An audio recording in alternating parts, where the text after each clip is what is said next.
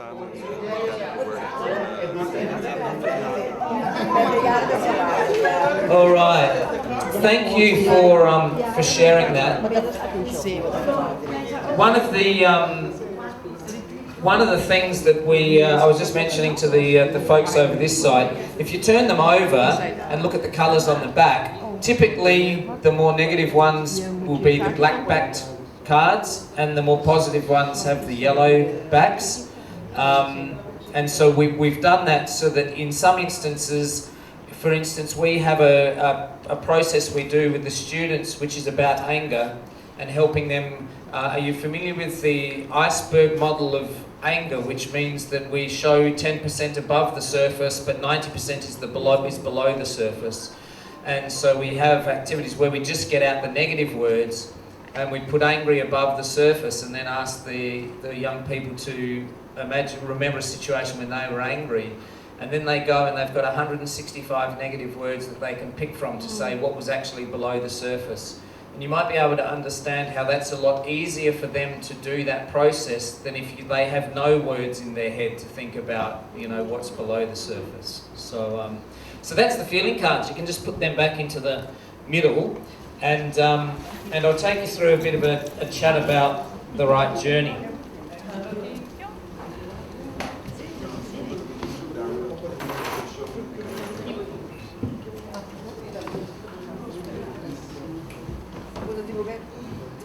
We will have these, if you felt like, these cards aren't only for use in schools with students. I've used them with adults. They're used in psychology, counselling. So we will have some sets of these that will be available at some stage for purchase. Will we, Mirtha, maybe? Maybe. Maybe. Lo que committee agora aqui está a carta que nós vamos ver, a carta que nós vamos ver aqui tem caíta, lembra do mira? Caíta, ele foi caíta preto.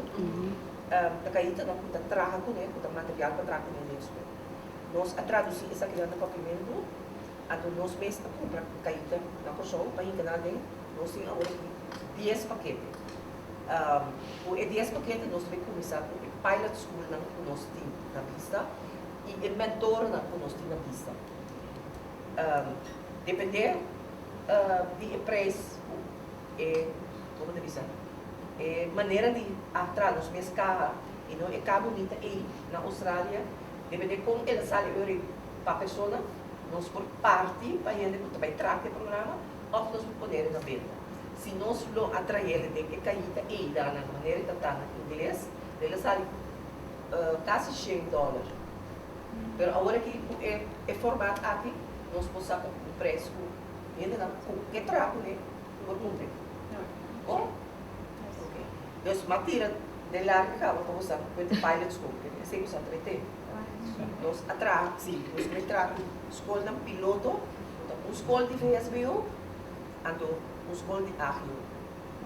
E nada durante ano programa, tanto vai trago o programa para nós mira com a relação com sobre é muito homem, é muito ruim, com na câmera que vai de lá, tem atitude social, com o clima e ambiente de escola na câmera. Então não pode ter a período de passa de teenager vira adolescente, com não também o outro trabalho. Então agora nós precisamos eigenlijk is de school nós também no training esse aqui, com não nos vamos palabrar agora quatro mentores não 4 interne begeleiders dan, daarbij gaat het programma, bouw die positieve die seda, bouw die sustain die seda, maar dus ook evaluatie specifiek. En tot nu congresso dan, we gaan naar Australië, naar oktober, zeker zoals het dan in de tijd. Dus ongeacht het possible, een parte maar eerst doen dan, door voorbij, in hier aan je dan, om een school in te tragen, je moet je homen dan, je moet je mee.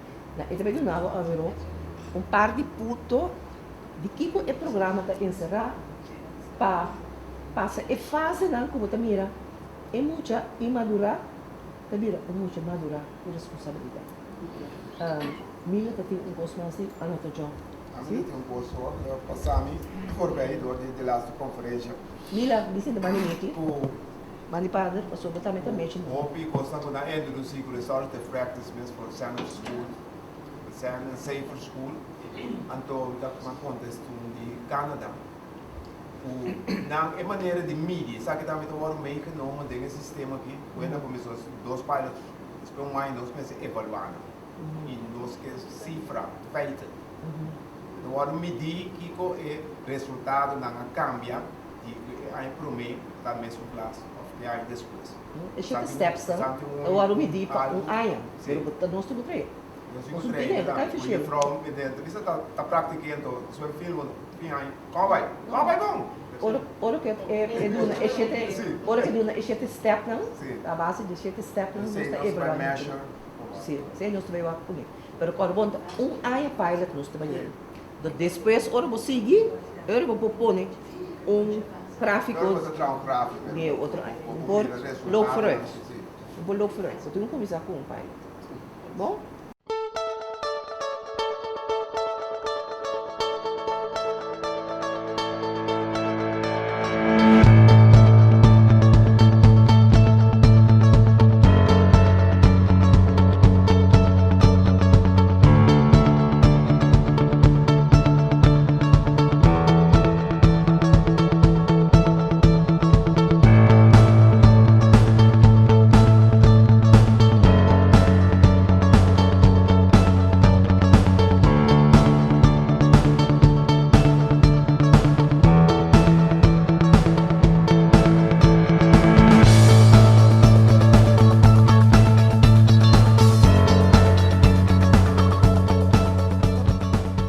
I wanted to start by imagining if I was born somewhere other than Australia.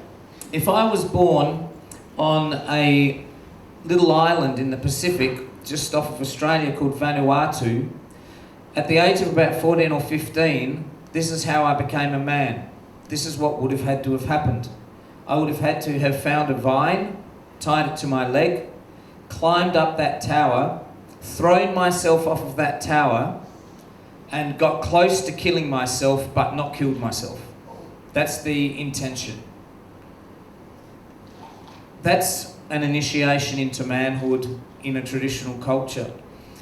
And in Central Australia, when they return with their front tooth missing, and that's how you tell the men, because the elders get a stick, put it on their front tooth and smack it out, and that's becoming a man in Indigenous Australian culture.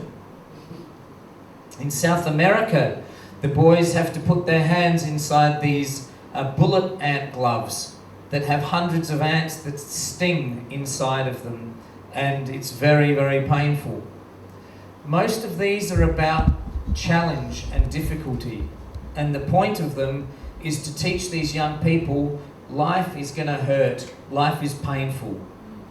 And that's actually an adult psychology, because we're sort of born, if you're living in child psychology, you just expect that life is meant to be easy, and you get annoyed when it's hard, and you find someone to blame, or don't take responsibility. Whereas becoming an adult is saying, yeah, life's difficult, stuff's going to happen, and when it happens, I'll deal with it. But it's not trying to say, oh, that shouldn't have happened, that's bad, that's what life is. This is the Mentawai Islands, where they have teeth sharpening for the girls. One of the things about initiations for girls is they're often around menstruation and they're starting their cycle. And so at that age, that's when they become women. There's a physical transition, but for men there's not.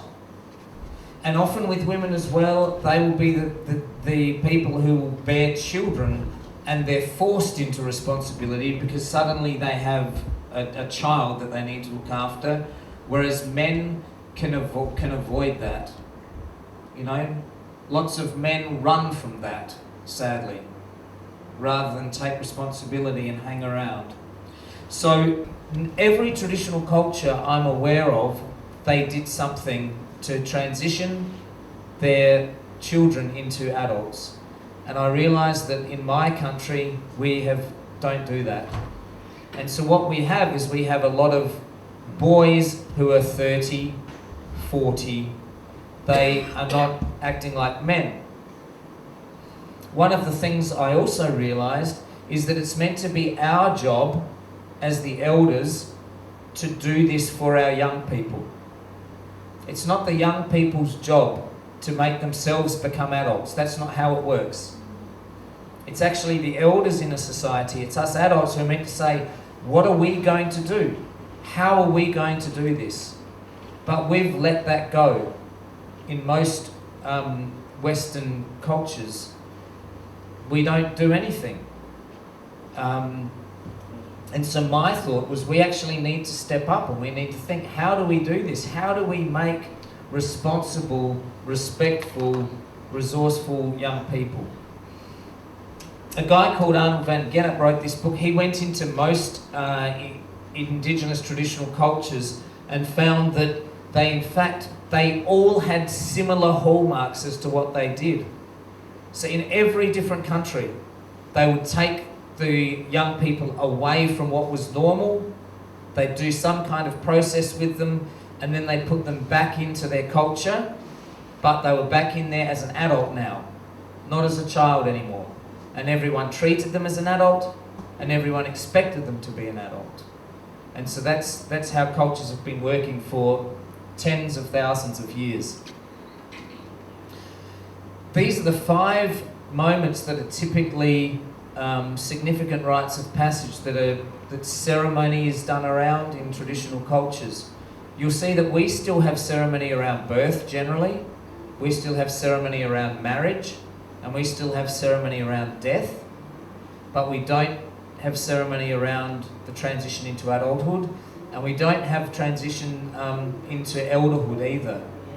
Whereas in most traditional societies, there was another moment where they said, now you're an elder, now you have a special adult role in our society.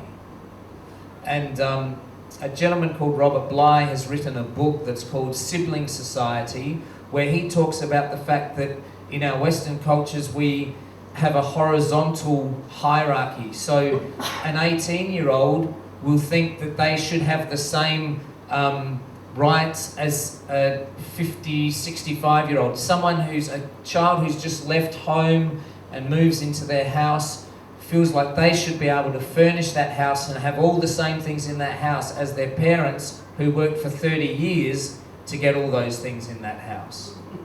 Yeah? So things have shifted a bit in our culture.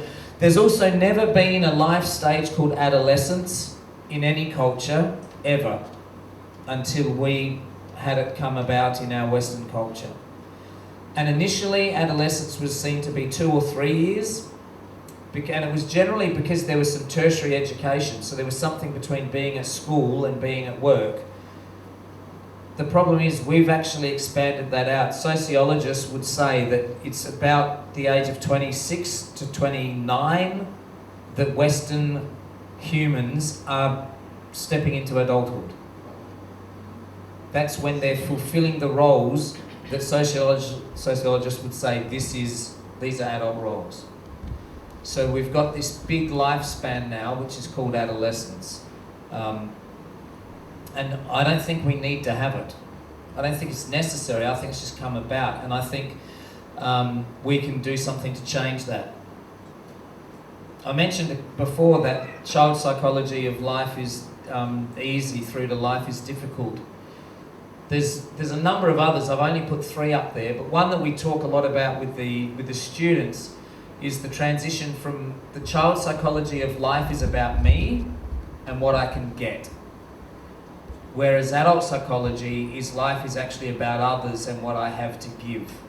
And so we're trying to change the mindset of the young people to be about, it's me, it's me, it's me, I want this, I want this, I want this, to what do I have to give? How can I help? What do I have to contribute? What's my purpose? Why am I here? So they're the questions we want the young people to shift their thinking to, rather than just being, what can I get?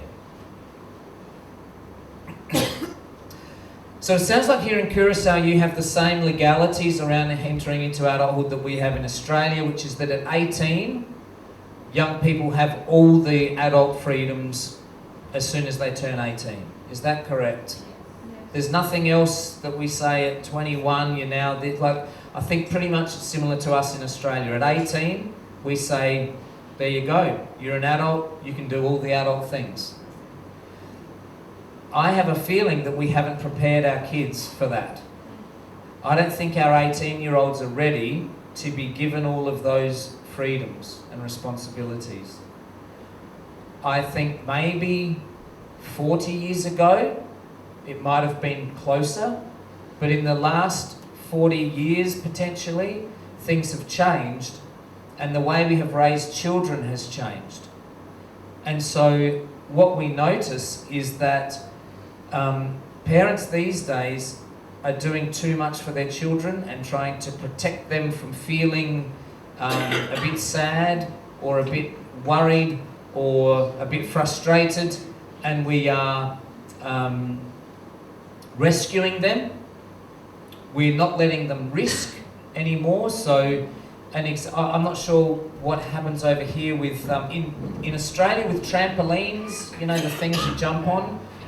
In the old days when I was a kid, you didn't have any padding, you didn't have anything. Whereas now in Australia, in backyards, they have these big nets that are around the trampolines. And the kids can't possibly fall off.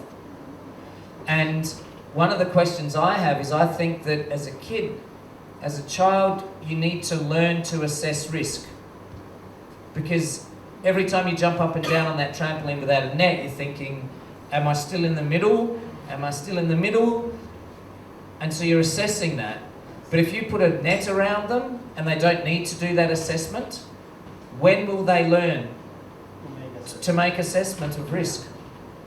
So I think we're affecting our children's ability to become resilient because we're just trying to keep them happy and content. So this is an example I show to parents. When I was a child and I got a bad report card at school, my parents would get cross at me about the report card. What we notice in Australia now is the parents get cross at the teacher for the bad report card. They'll come to the teacher and say, why did my kid get this grade? Instead of saying to the child, why did you get this grade? So I'm not sure if similar things are happening here, but yeah, okay. So one of the while I work with students, I also work with parents, and that's one of the key parts, is helping parents change their thinking around how to raise their children. And I say to them, by the time your child's 18, you have to have taught them all of these things. You know, they should know. We have a little plan that we have for parents, and we say that you can, every year on their birthday, we think you should give them a new responsibility. And so when they're 2 even, you say, well, in our family when you're 2, you pick up all your toys off the floor at the end of the day. That's what you do. That's what we do. That's how you learn to be tidy.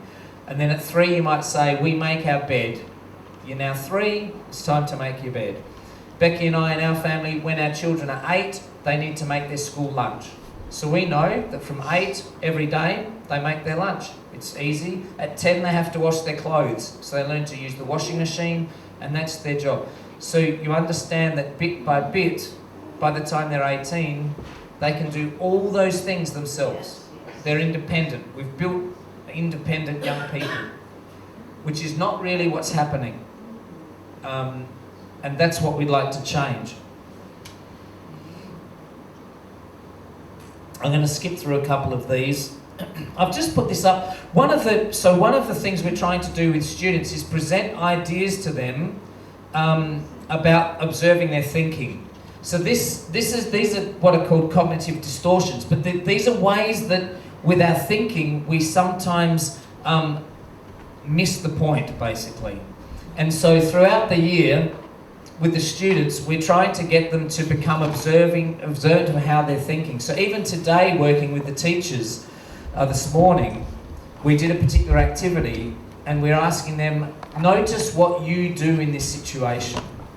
Notice, one of the things we notice in the training is we have a 2-day training, and the teachers, they make juggling balls on the first day. And we start to teach them to learn to juggle. And homework is to learn to juggle. And the next morning the teachers come back and they have to stand up and show us their juggling. One thing that we've observed from doing that many times is teachers will always talk about why they're not very good at the juggling they're about to do. Right? It happens to most people. No, people can't just get up. And so we've changed the rule now, and all they can say is stand up and say, this is me juggling. They can't say, but my dog ate the juggling balls so I couldn't practice properly, or I had lots of marking, or you understand that there's this human nature about these things, that what we want to do with the young people is start to get them thinking about what do you do in those situations. Don't blame the dog that you can't juggle. You didn't prioritise juggling last night. And that's fine, but you take responsibility that you just didn't prioritise it.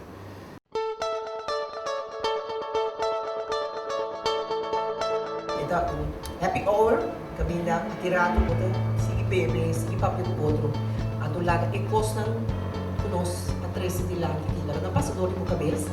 Pero nos que o aje o school tabi, no lubida, o hoje em dia, aje o school não não cresce, nós estamos visando de nos convidar, o nós mas já houve lichtverstandelijk beperkt.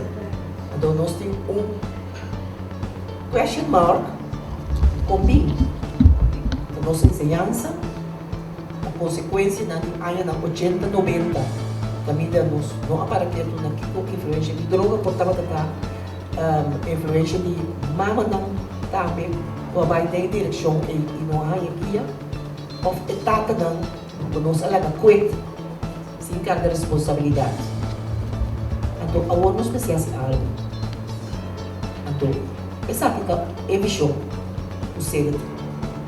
O papel, o outro, se tem pergunta ainda, o diretor é 7 steps, o tem é aqui, ou assim pergunta, então, cada round, o aqui não queda cinta de círculo, não está cinta sempre de círculo, de poncho não, mas sobre círculo não, base de restorative practices que nós estamos praticando. Então, aqui vamos ver uma combinação de restorative practices e de Rite during steps. Nós podemos usar mais ajudar que tem happy hour aqui, como estão, vou ver mais informação.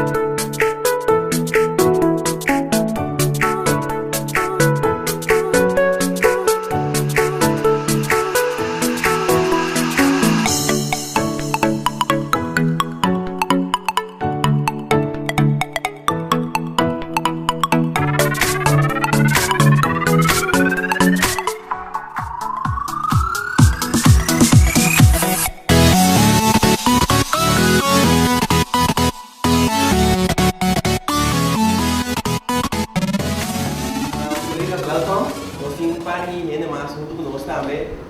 Welkom, como de RK, Oké.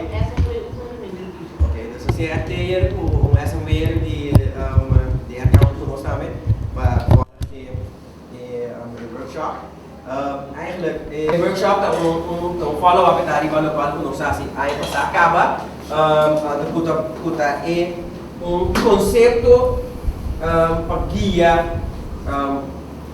open muito home, right? Ano pa nanta successful.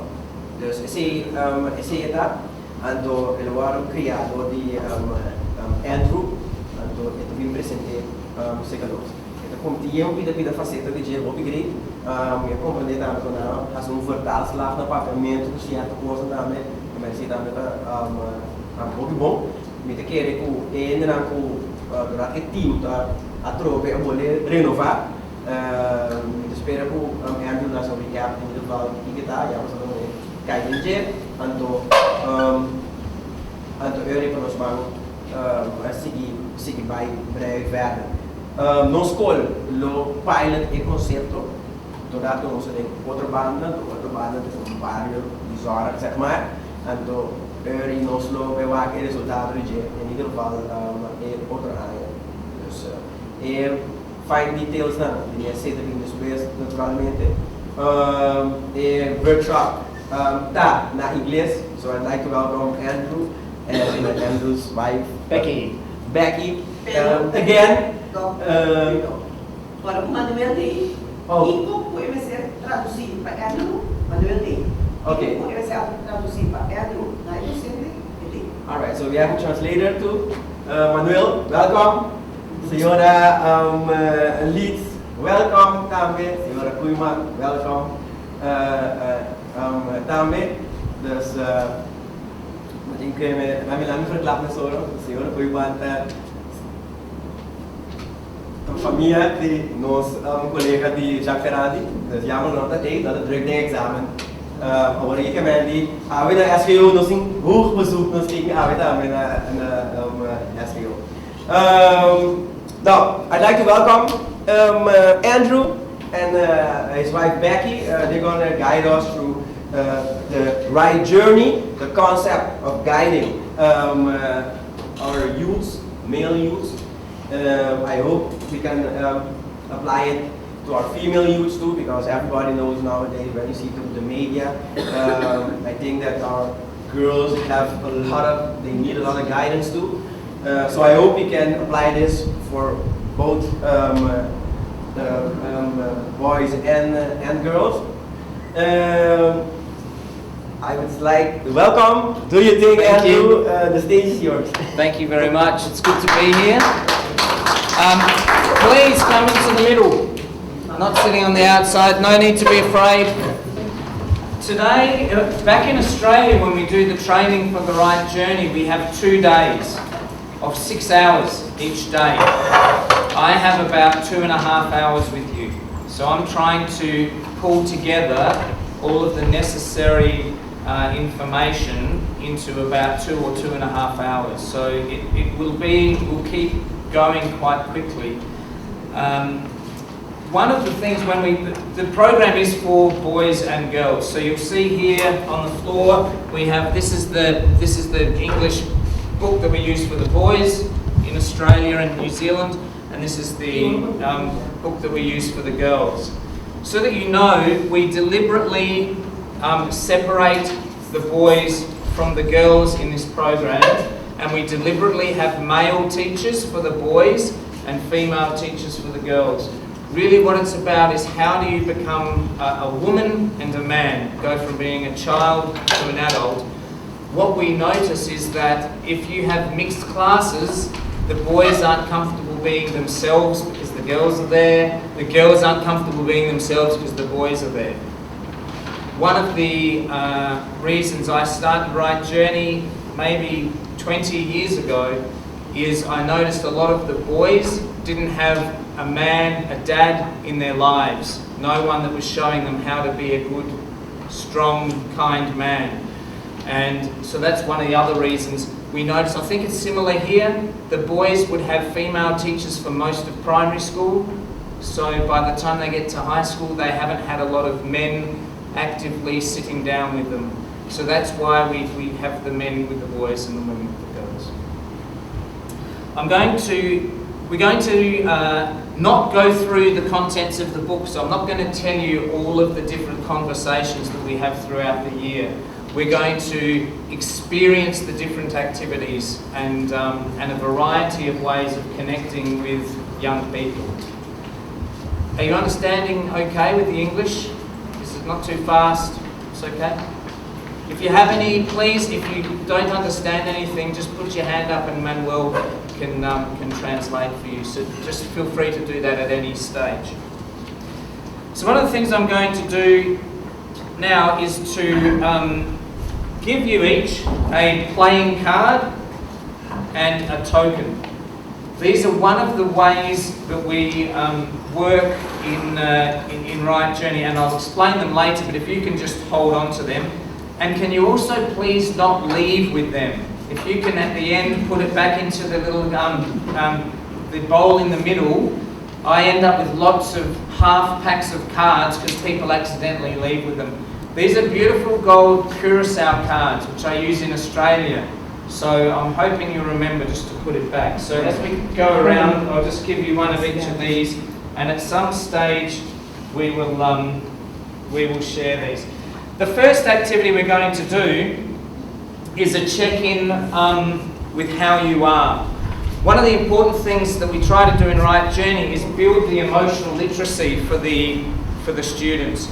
Help them learn to express how they're feeling. You can imagine if you had a student come into your room and you said, "How are you?"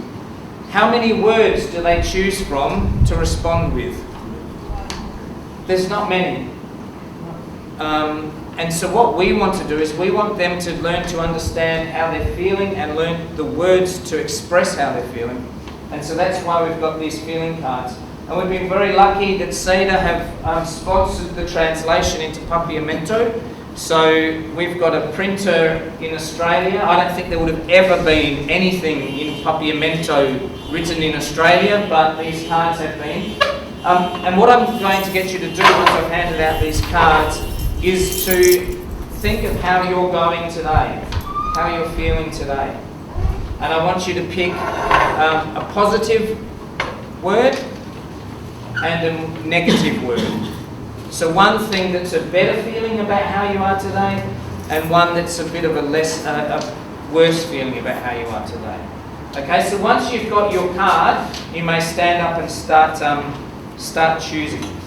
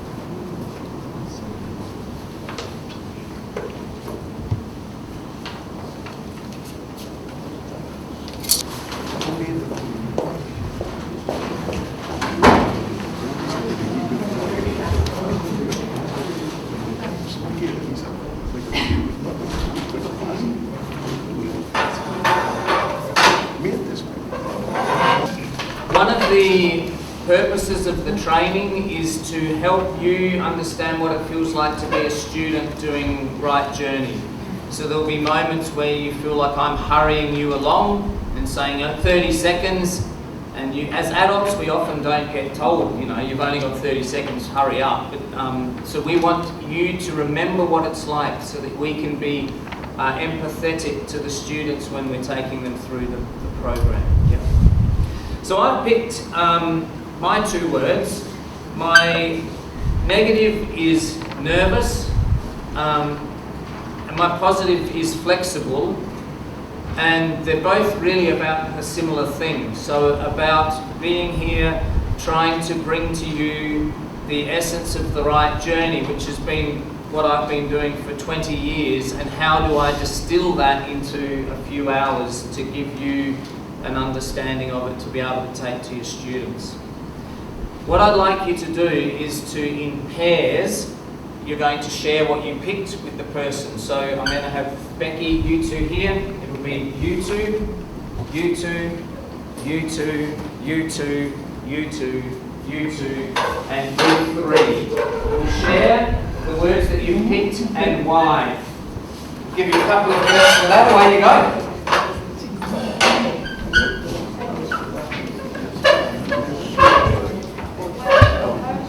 I think.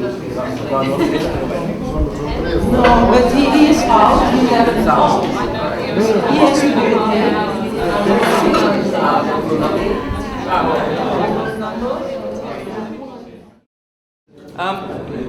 Okay, how did you find that experience? What was that like? Easy? Hard? Easy? If you had have walked through the door this afternoon and I had have said, "How are you?" would have you said those words to me? Generally not. People wouldn't pick those words because we don't go very deep when someone just asks, "How are you?" So can you see how this helps us see into our students, get an understanding for how our students are, and also builds their word bank, their emotional literacy. With the students, sometimes I get them to share in front of everyone how they're going. Sometimes it might just be pairs. What we're wanting to help the students understand is the importance for your mental health of understanding how you are and being aware of yourself. And if they don't have the words, they can't understand that very well. Another activity that I would do sometimes with the boys is I'll have a picture of a man like this, and I'll say, which of the, I'll get them to pick up a couple of words and say, is this word, so let's, timid, yeah? Is this word okay for a man to show to the world, or is he meant to keep it hidden if he's feeling timid? Hidden? Yep. So we put that on the inside. Yep. Then get another one. Is that emotional? Inside? Outside? Is it okay for a man to show he's emotional? Or is a man meant to hide that he's emotional? Depends on which emotion. Okay, so we could maybe put that on the edge. Here's words that I'm going to pick something I've got no idea what it means. Ugly. Ugly. What would you say about that? If he's feeling ugly, is he meant to admit that to everyone or not admit it inside? So can you see how this activity will help the students understand the way that we tend to be? Yep. Okay. One other one. I can't see can anyone see the word angry in this pile? I haven't even got the word angry. Which one? Thank you. So another activity we can do. Do you understand the idea of an iceberg? An iceberg, there's 10% above the surface, 90% below the surface. We sometimes talk about that with feelings. What we see is actually only 10% of what's going on. And so I would read the students a story from the newspaper or the media where someone got angry. At the moment in Australia we have a lot of domestic violence. And so in Australia we have one woman a week killed by a partner or ex-partner, by a man. I mean, we have 24 million people, but it's still a lot of every week. And so I might read that and say that man was very angry and put angry above the surface. But then I say, what possibly would be below the surface? What would he be feeling that he can't express, he can't get help with? Can you see any words there that could be why someone might be feeling like that? And come and put it below the surface if you can see one that you think is he could be feeling. We don't know the story, but what maybe is he feeling?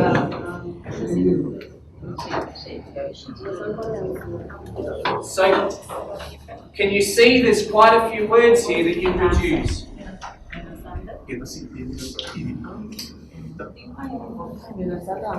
I mean, he might be feeling emotional.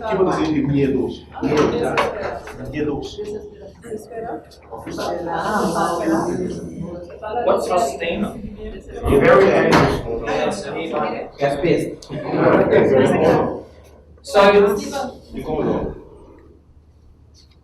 So can you understand from this activity how, first of all, I would tell the story of someone else, and then I would say to the students, I want you to remember a time that you were angry recently. What was the time you were angry? You might have been angry at your mum for something. And we put angry at the top, and then I say, which word from there was actually below the surface? What were you really feeling? Do you understand how using these words helps young people and adults and us start to explore? Because the only way you can deal with the anger is if you actually understand the anger. Yeah. Hopefully that all makes sense. So the words can be used in many ways. They can even be used if you're an English.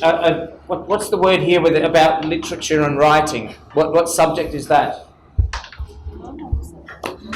Where they would write a story. Any subject that they would write a story in? Just English, Dutch. Okay. So we sometimes use this if a student is trying to create a character to write about. And say, pick some words that will define who your character will be that you're creating, if that makes sense. So it can be used in other subjects as well. So you will have access to these cards. I only use them. I don't use them every lesson. Just every now and then I'll bring them out. And as I mentioned, sometimes they'll share in pairs.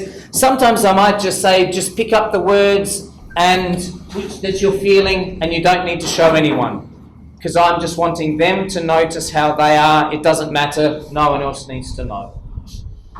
Okay. I'm going to take you through briefly a little bit about the program. Which some of you, was everyone here last time I came and spoke? A lot of people. Yeah. Very briefly. What's the Rite journey about? Well, if I had have been born in another country from Australia, for instance, if I had have been born in Vanuatu, this is how I would have become a man. This is what they do when you're 14 or 15. They'll talk to you about being a man and say, now prove it. Climb to the top of that tower, tie a vine to your ankle, and you have to jump off the tower and hit the ground, but don't kill yourself. If you don't hit the ground, you're not man enough. This is how cultures around the world, they usually had a process where the boy became a man and the girl became a woman. And after that moment, he is then treated as a man. He is no longer a child. He's treated as a man and he's expected to be a man. In our Indigenous Australian population, the men take the boys away and they walk around and go to some sacred sites and do some ceremony. When they come back, you know they're a man because they've had a front tooth knocked out. They get a stick, put it on the tooth and go, now you're a man. So you can see You may be familiar with the scarification that happens in some cultures. If you have scars across your chest or your back, you've been initiated into adulthood. We don't have anything like that in Australia, in New Zealand, United States, Europe, Curacao. There's no moment, there's no education in what it is to be a good adult in your society. And then there's no moment where you say, and now you need to be a good adult. And so what happens? In Australia, we have 40-year-old boys acting like boys, not taking responsibility, blaming other people. Yeah? Alcohol, irresponsible, treating women poorly. And what the Right Journey is wanting to do is to say we want to give them an education in what it is to be a good man and a good strong woman, and then we want to say, and now you need to be that person. We expect you to be different here at school. So which year would you do this in at this school? What age? What year?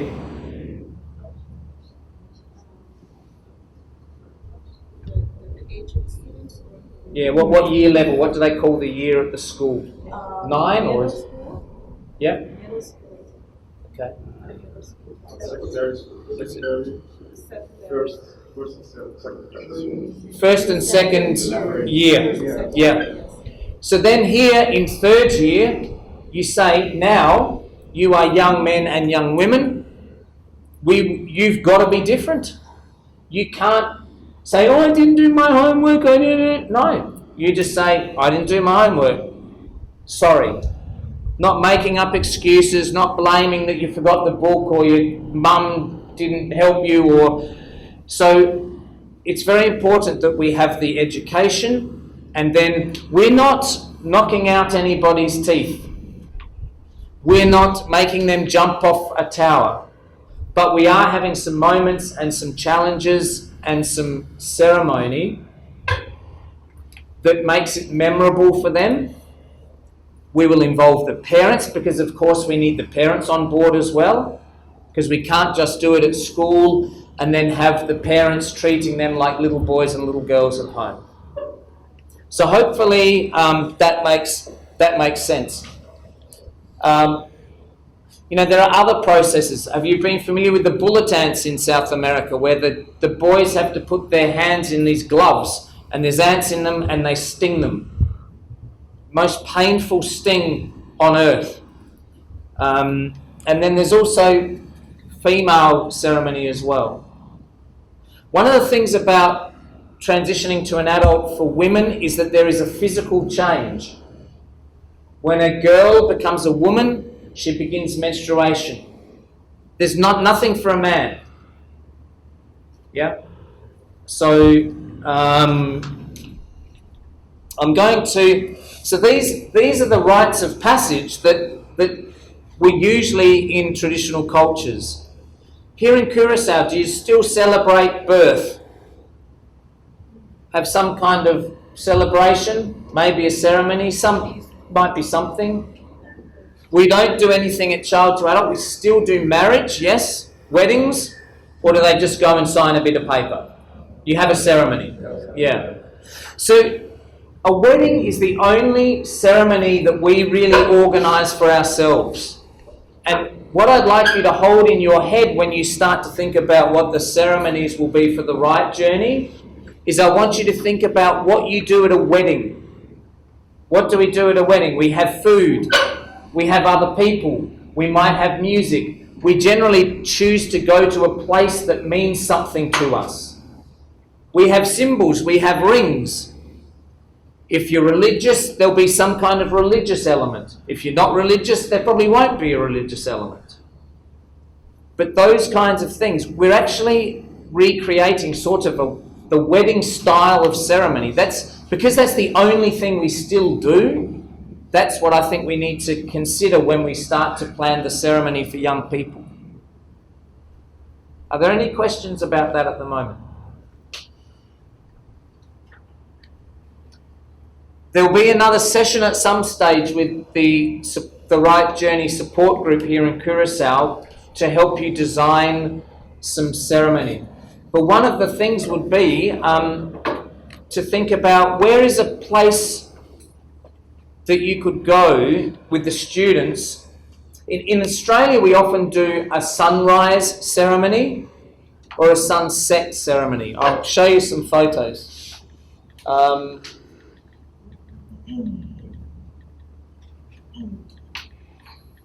So this is this video is in New Zealand. 200 students in year 10 get to school in the dark, 5 a.m, dropped off by their parents. They go on a bus for half an hour to a mystery place. It's at the beach. And they have a ceremony on the, what do you call it, a jetty or a pier? Yeah, on the pier. And they have the sunrise, they have a whole lot of different processes that make this a memorable moment. Not many of those children would have ever seen the sunrise. Yeah? So they have a Maori greeting with a conch shell, blowing in a conch shell. They do a special greeting. And then various people speak. That's called the calling. And in your booklet on your lap, if you go to page 3, you'll see the list of the various stages throughout the year. The second stage is called the departure. And this involves parents and carers as well. And you can see here that there are some moments where the students write a letter to their parents and the parents write a letter to their child. Or the carer or whoever has been around for the child's life. Then we have the following. And the following is, in a hero's journey, the following are the adults that you look up to and follow. So you as the teacher, for those of you who will be teaching the Rite Journey with a class, you will be one of those people. If I was to ask you to think back to when you were 14, who the most positively influential adult was in your life, not in your family, outside of family, at 14 or 15, who was that person?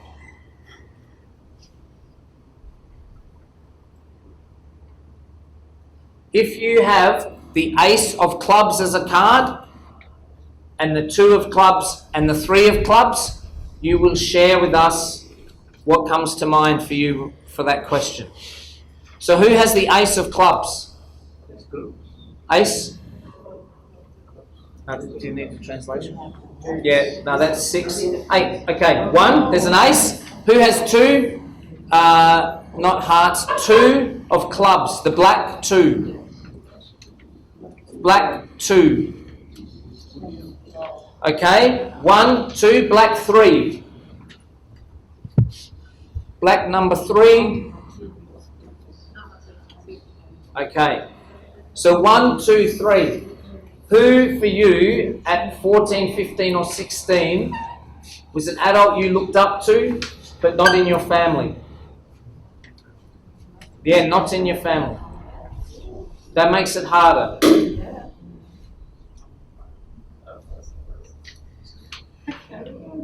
Maybe celebrity.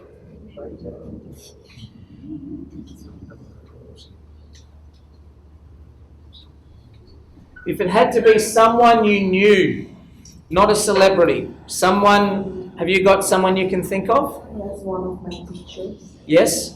What did they, which subject? I think it was the French. Yes. Yeah. Because I lived in Holland. Okay.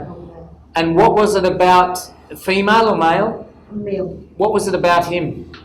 I don't know. It was like he was like funny, but yeah, interesting. Yes. Yeah. Thank you. Okay. 2.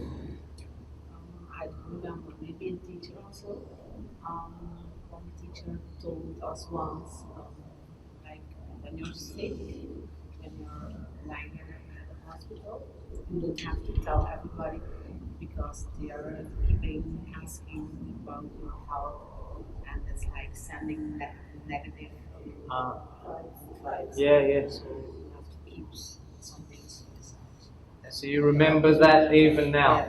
Yes. Yeah. It's like something he told me. Yeah. I remember he told me. Yeah. Wise. Why? Wise. Yeah. Anybody? Maybe teacher, yes. My geography teacher was funny. Yes. Okay. Yes. Maybe one day when your students are adults, they might think back and say you maybe. Very commonly it's teachers that people mention in that question.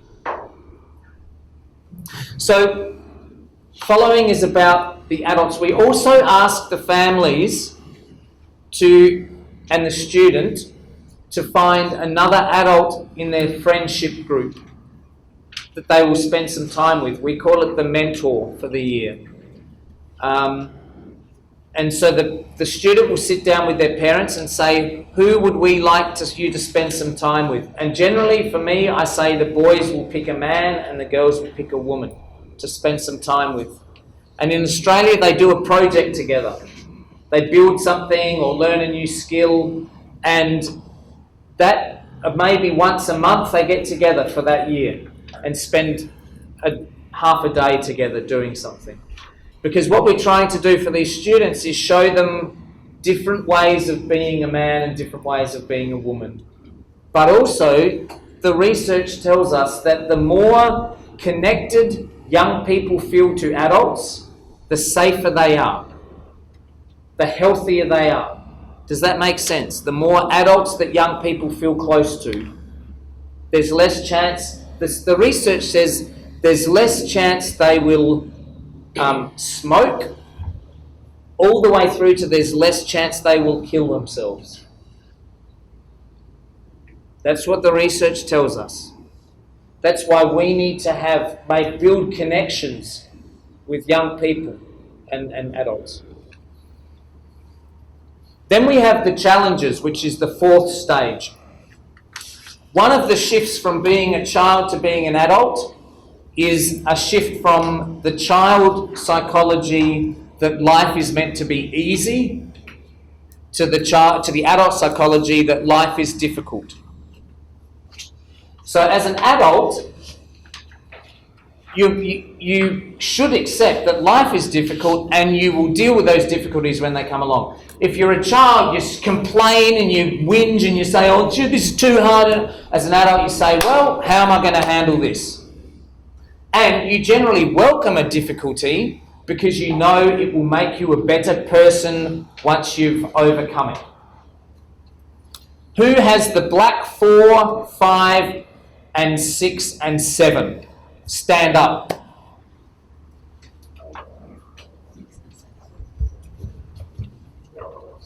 Okay.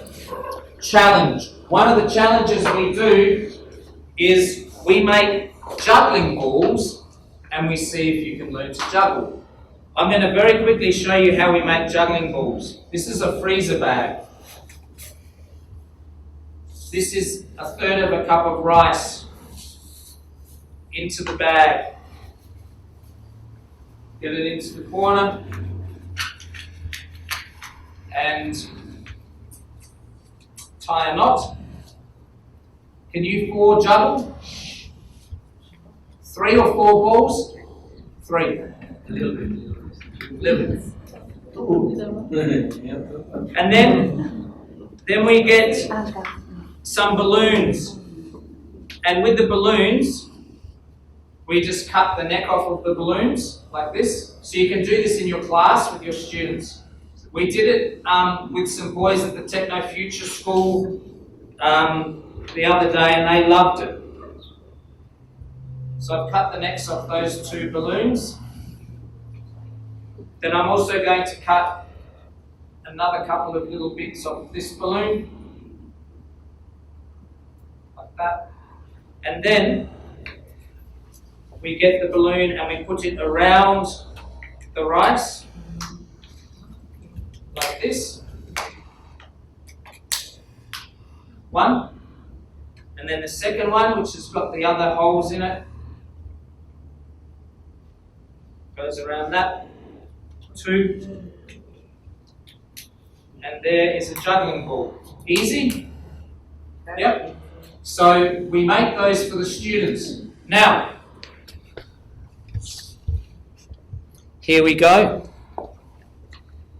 3. You have 3. You have 3. Put them on the ground, but one. Just hold one. Like this. And we're going to let you feel good about yourself first by juggling one ball. One. See how you go. Give them a clap. They're very good. One ball. Okay. Now, 2 balls. To do 2 balls. I'm right-handed. I'm going to throw right, left, catch. You've got to throw up in the air. When we're little, sometimes we learn to juggle like this. We throw that one and we just pass this one. Pass it. We say, I'm juggling, Mum. Look, I'm juggling. I'm clever. That's not juggling. Not passing. It's got to go up in the air and it needs to be nice and even. So you go right, left, catch. Right, left, catch. Show me. He's passing. Yeah,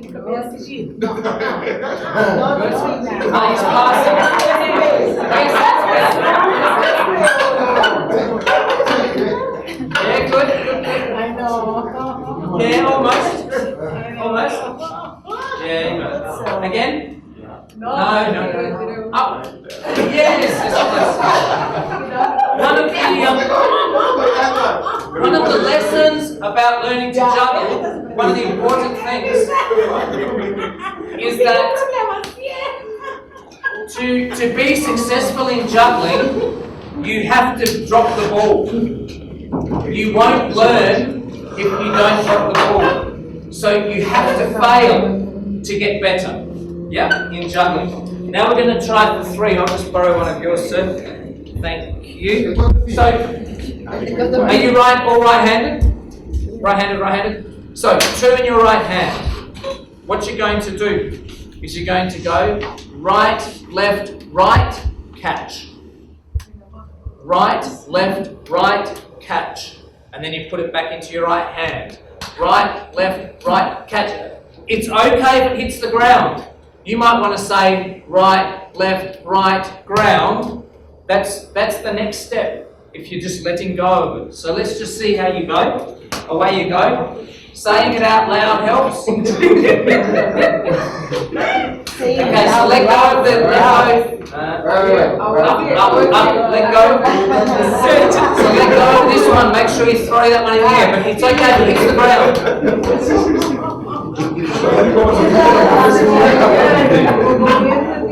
For you, with 4, we do 2, the green ones only in this hand, these ones in this hand. So I go right, left, right, left, right, catch. Right, left, right, catch. Right, left, right,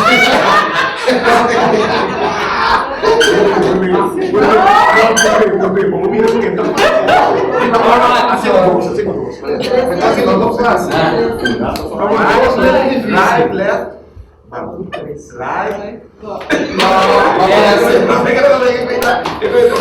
So, throughout the year, we have a number of challenges. You can see that in this school here, I think here, this is juggling, the juggling challenge. But they also have push-ups, public speaking, staying out. The push-up challenge, which I do with my boys, is their very first lesson. Well, one of the things about starting the right journey is there are some people, some students that won't like the right journey. And generally it's the powerful students, the ones who are at the top of the pecking order. Because the right journey is about saying we're all even. It's why I, as the teacher, sit in a circle with the kids. I said, I don't want to be standing up behind a desk in front of you, because that's saying I'm the powerful one, that's not what we're saying in Right Journey. We're saying we are all human. Your stories and the students' stories are just as important as my story. They are just as important people as me. I'm just a bit older, yeah? So we sit with them. We don't stand out the front. We want them to, it's about helping them understand themselves, yeah? So because we do that, because we're putting everyone at the same level, the powerful students won't like it, maybe. They don't want to admit that they're the same as everyone else, because you're bringing them down. Does this make sense? So sometimes when you start Right Journey, you've got to make it appealing to those kids. Yep, so when my boys come into my first lesson, I say we set up a circle, always a circle. Tables just pushed to the side, always a circle. Sometimes outside, sometimes inside. You choose, up to you. And I say, do as many push-ups as you can. And so they want to do as many, and they'll be counting. There'll be a little boy who just goes 1, 2, and that's all he can do. But then there'll be 65, 66, 67, yelling it out. And then when they finish, I say, okay, we're going to do a push-up challenge this year. You've got to double that in 10 weeks. And so the boy that does 2, he thinks, oh, maybe I'll be able to do 4 in 10 weeks' time. But the boy who did 65, he says 130. And you say, yeah, in 10 weeks' time, you will get down in front of the rest of the class and show us 130. That's your challenge. So, anyway, so you get the idea of the challenges, yeah? And this school here, you can see this school uses a band, and they wear the band and they get stamps on the band each time they get a challenge. This school, they get a school cap and they get a pressing of the challenge that they've got. So this is the juggling one here, the three balls. And they wear their cap at school. These are some girls' bands, and they get beads for each challenge. The idea of the challenges is to teach the students that failure is okay. It's important. If you're not failing, you're not aiming high enough. You're just staying comfortable. And if you stay comfortable, you don't grow. You don't get better. We want them to learn that it's okay to fail. The question is, what do you learn from your failure? Yep? I have a question. The schools that applied the Right Journey, the concept, do they apply it for the whole school or for a specific group? One, for the whole year level. So at 1 year, so in Australia, we generally use year 9, which is the year they're 14 years old. And at the start of the year through to the end of the year. Yeah. And generally, the schools will have 2 or 3 lessons a week with their of Right Journey. So that's 50 minutes.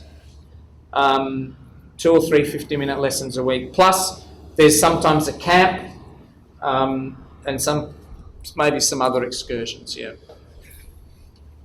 So that's the challenges. And then one of the camps we do is called the Abyss, and they have 24 hours by themselves in the wilderness.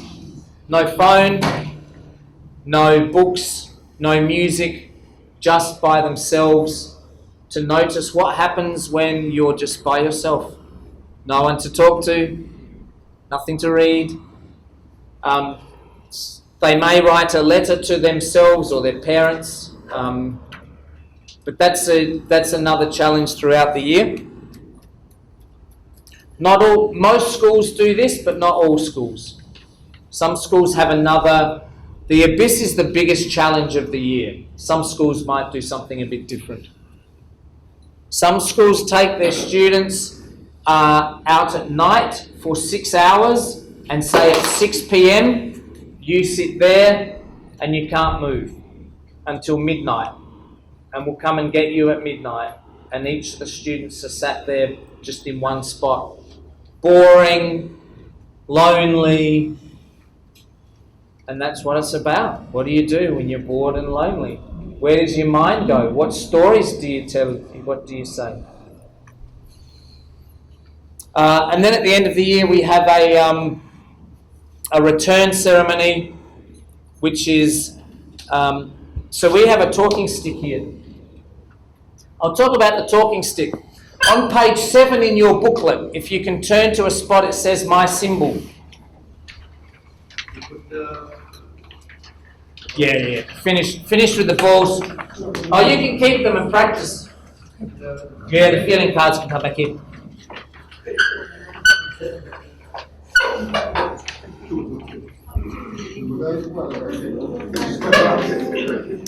You keep them. Take them home.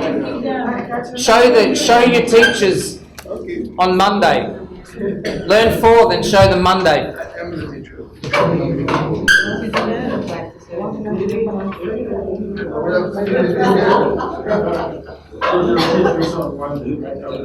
No.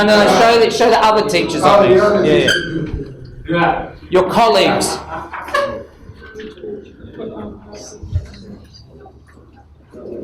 So on page 7, there's a spot that says my symbol. If I was to ask you to draw a symbol that summarized who you are, what's important to you, what makes you who you are, what you love doing, what's the most central parts of your life, just a symbol, not a big picture. With the students we say, do you know what the most popular symbol, most well-known symbol in the whole world is? What do you think it is? McDonald's. The most well-known symbol in the world is McDonald's. So, you're not going to do McDonald's, but similar, some symbol that represents who you are. I'd like you to spend 2 minutes now and just draw it on your page. People need, I've got some pens if you need. So, does anyone need a better explanation? Do you get what it is? So you're going to design a symbol that reflects you, who you are, what's important to you, what sums you up. Like a logo. Yeah, logo might be another word. A logo. What would your logo be? It can use symbols that already exist. Yeah. Not you, because you did your juggling. You're free.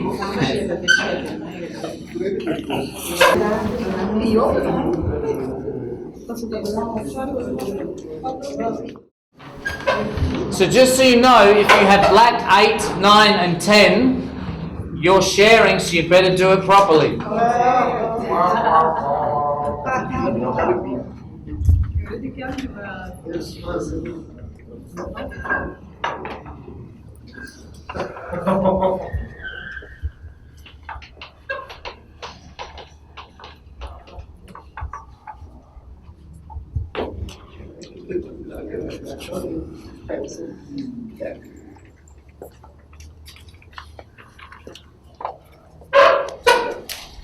One more minute.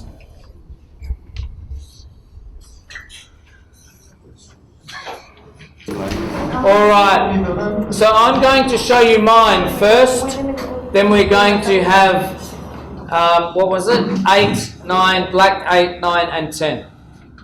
In that order. So you know, this particular task of doing the symbol, this could be one whole lesson. We're doing it in 2 minutes. Yep. A lot of what we're doing is just fast. Juggling, whole lesson. We just do 2 minutes. Yep. Cards, maybe a whole lesson, we do 2 minutes. So these are just examples. With the right journey, what I want you to understand is that there's no, you have to do this.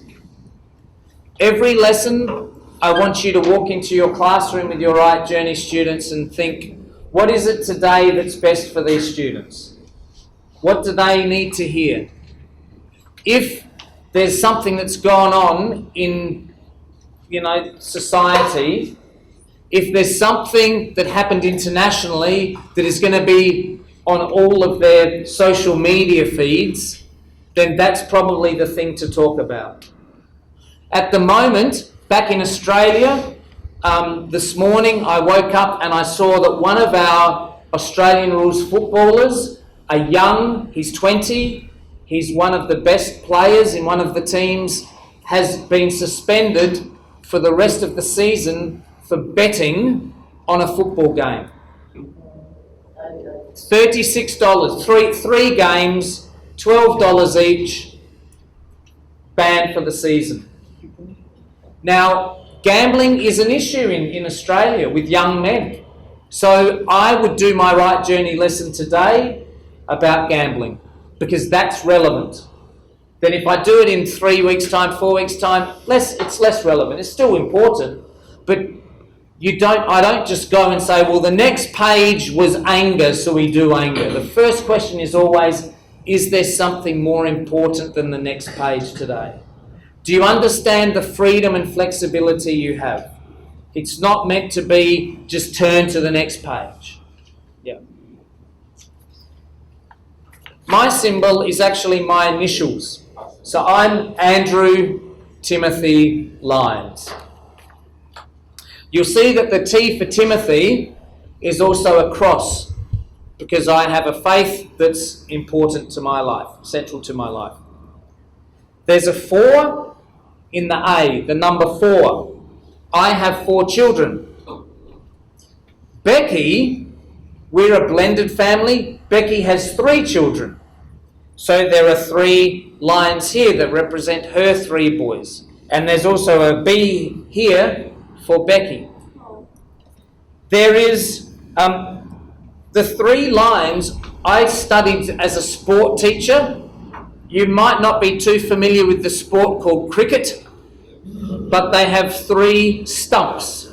You have to try and hit with the ball. There's 3 stumps because sport is a part of my life. There's also a little music, a quaver, because I love music. There's also arrows going up and arrows going down, because I accept that the difficult times are just as important as the good times. And also, there's mountains and valleys, because the mountains and valleys are the place in nature that I like to be. Now, I've had 20 years to do this symbol. Yes? You've had 2 minutes, so be easy on yourself. Yeah? Who was number 8? Okay. Thank you. I choose infinity. Yes. So the infinity symbol. Because I am forever growing, forever guiding, and looking for possibilities.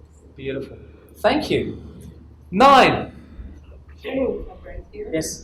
I didn't have a lot of time to think about it. I have a big circle and a little one. It has some arrows in it going around. I see myself as ever evolving, ever changing.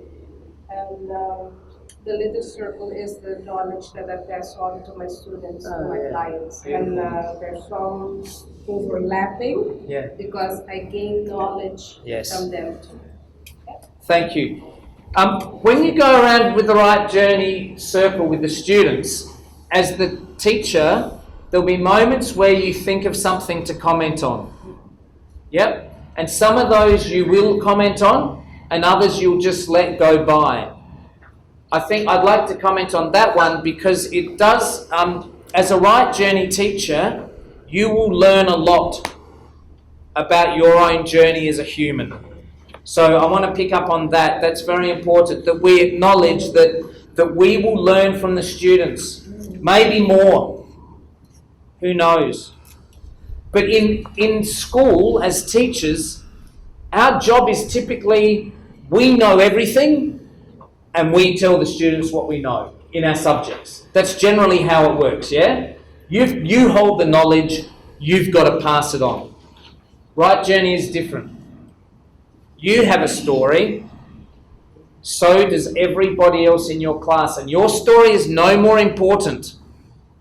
In fact, sometimes you drawing out the story from the students will learn more from their peers' stories than from you as an old adult.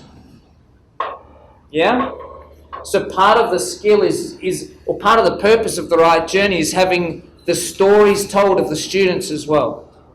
Yep. Okay, number 10, black.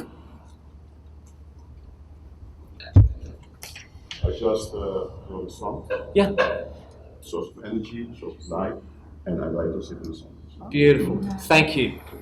So once the students have done all that, we generally have a stick or another item that becomes our talking stick. And in the workshop at the school, there's an implement where you can burn the symbol on the stick. Or you could draw it on, or you could scratch it in or something. But at the end of this, we all put our symbol on the stick. And that stick is a part of our lessons for the whole year. It always sits in the middle of this class. And if there comes a moment where we are going to do some sharing that's deep or personal, more intimate, then we get the talking stick out and we pass the talking stick around. And when the talking stick is out, only the person with the talking stick can talk. Which means if the student has the talking stick, guess who also can't talk? The teacher. And that's very hard for us as teachers. No one ever tells us not to talk. So then it can be a little bit difficult if the stick's over there and I'm feeling like I need to say something. I don't think you should just talk. I think you should get the stick back and talk. So I want you to be mindful of that. We're going to do a question with the talking stick for the Jack, Queen and King of black. So can I just have a show of hands of who they are? 1, 2, and maybe the other one. No, okay, we'll just do 2. Oh yeah? So 1, 2 and 3. This sharing is related a little bit to, it's a bit to this next stage, which is the homecoming. One of the parts of the homecoming, I'll talk about the return. One of the parts of the return is for the students to be able to articulate, to be able to notice what they learned, what things they want to take with them into adulthood. One of the things we talk about with the students is that we have had parents who have shown us a way of being men and women. Usually. Would most students here have parents they're living with? 1 or 2? Yeah, okay. So, by default, they're the models we get, yep, that we live with. Very strong. And what we want the students to think about is, what are the positive messages? So for the male, what are the positive messages about being a man you got from your dad? And what is a message that doesn't help you, doesn't serve you well? And for the 2 ladies, What's a positive message about being a woman you got from your mum, just from who she was as a person? And what's something that you don't want to have as part of your adult life? I'll give an example to start with to give you a little bit of time. So for my dad, I've seen him cry a fair bit. So I never learned, one of the things in Australia at least, and I think it's a lot in the world, the man box, what you're meant to be as a man, don't cry. Same here? Yep, okay. So I grew up, the good thing for me was that I grew up not thinking it's okay if I cry. If I'm feeling sad, that's okay. That's a positive thing. A negative thing, my dad wasn't a good listener. I didn't feel like he took the time to listen to how I was going or even really asked me how I was going. I want to do that differently with my children. So one thing was a positive that I'm happy about. One thing is something that I want to change.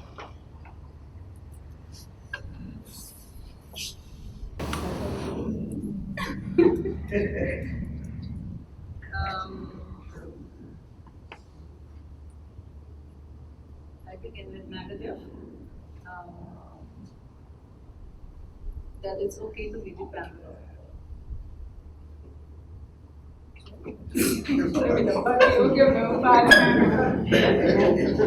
Something positive.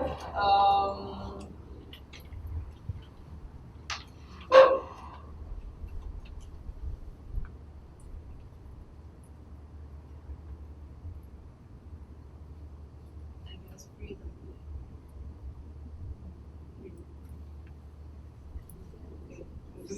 So negative.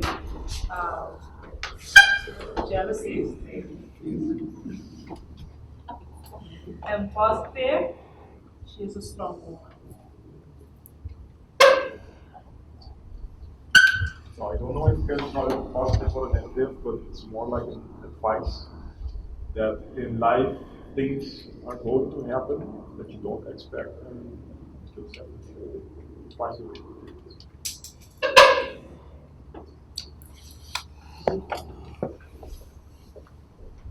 So now I've got the stick back, I can talk. So that's sort of how we can use the stick. I don't use it a lot. Sometimes I will use it if I feel like the students aren't listening well and they're all interrupting. But a lot of the time it's okay. It will just sit in the middle. And then at the end of the year, we burn the stick or bury the stick. It gets destroyed. And that's symbolic of the finishing of our Rite Journey group, but also the death of childishness. That's the old thing was that. Yep, it's gone. The new thing has to live. The new being responsible, being mature. So you will choose how you, again, there's no right or wrong way of destroying the stick. You could just go crack over your leg and put it in the bin. But we try to make it a little bit more impactful than that. You can see one school, they go to the ocean, bury it in the ocean and leave. Go, and at some stage the tide will take the stick away. There's many different ways you could work with that.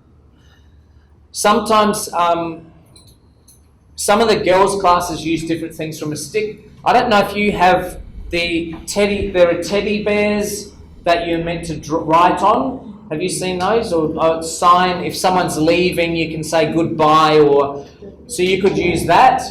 But it can be a little bit disturbing for the girls when you put that in a fire, because they think it's all cute and you're just burning it. So that's up to you. Mirtha, what time were we going to have a break? Yes. Is now a good time? 1 o'clock, yes. Yeah. Okay. Very good time. I have a question about the stick. Yeah. Before we go to it. Is the stick always a part of the setup? Why do I ask? Because maybe the student that wants to talk, can he just pick up the stick and Yeah. Everybody have to like. So the stick is always there in the middle of the circle. That's a good question. You could you could have a rule that was if you felt like you wanted to say something, you could pick it up. Sometimes you just got to.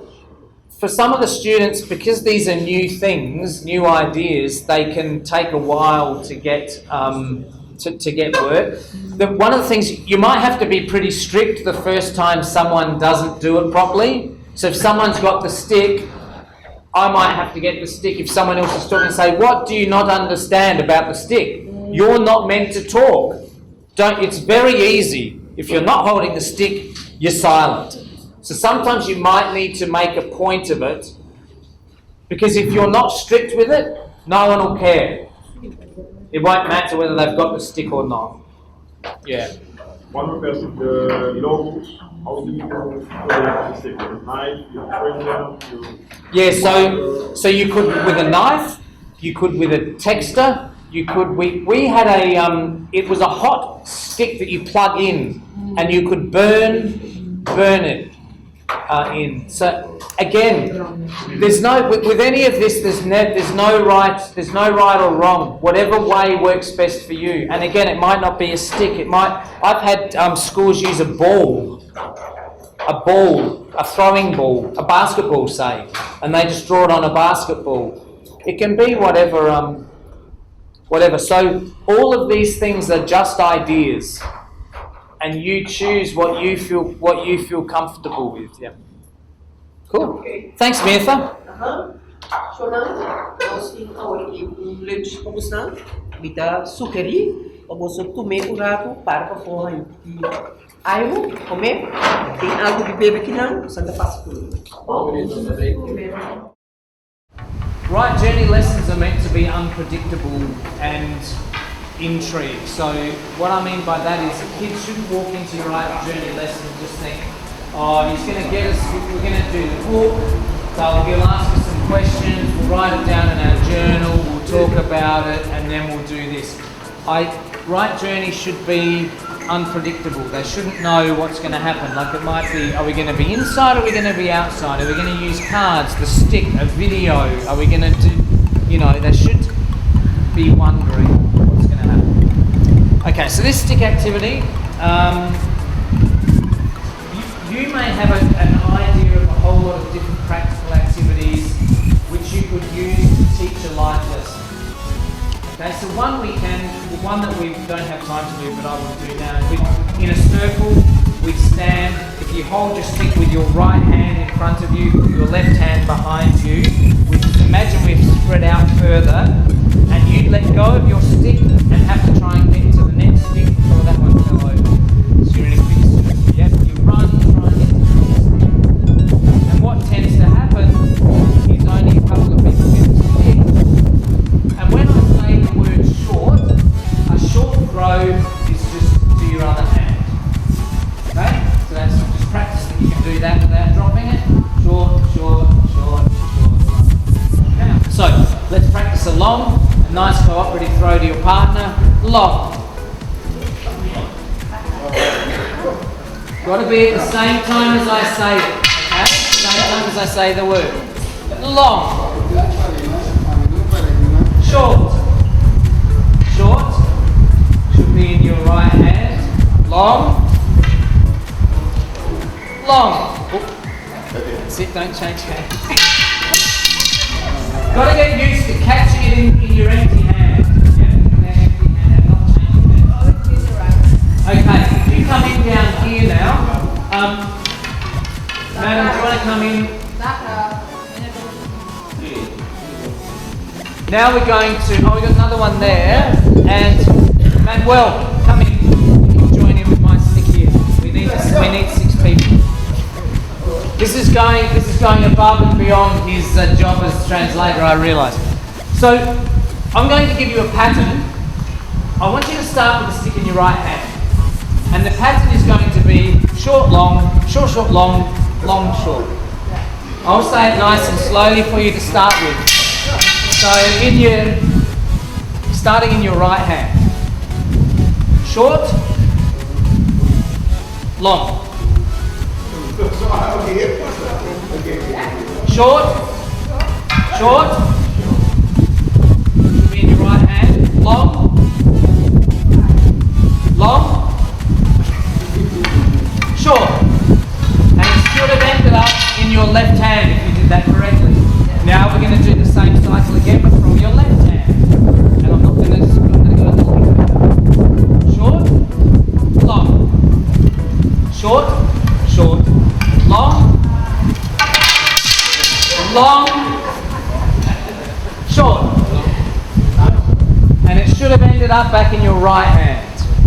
Now we're going to do 2 cycles. You stand as close as you want to feel comfortable doing that. Because of the wind, it's actually a little bit difficult. But you do have to throw the stick. You can't pass it. It's got to be in the air for a moment. Okay, in your right hand, we're going to do 2 cycles in a row. Let's see if you can keep up. Short, long. Short, short, long, long, short. Short, long, short, short, long, long, short, and it should be back in your right hand. Okay, you're doing very well. Can I just say, you're much better than the school we worked at last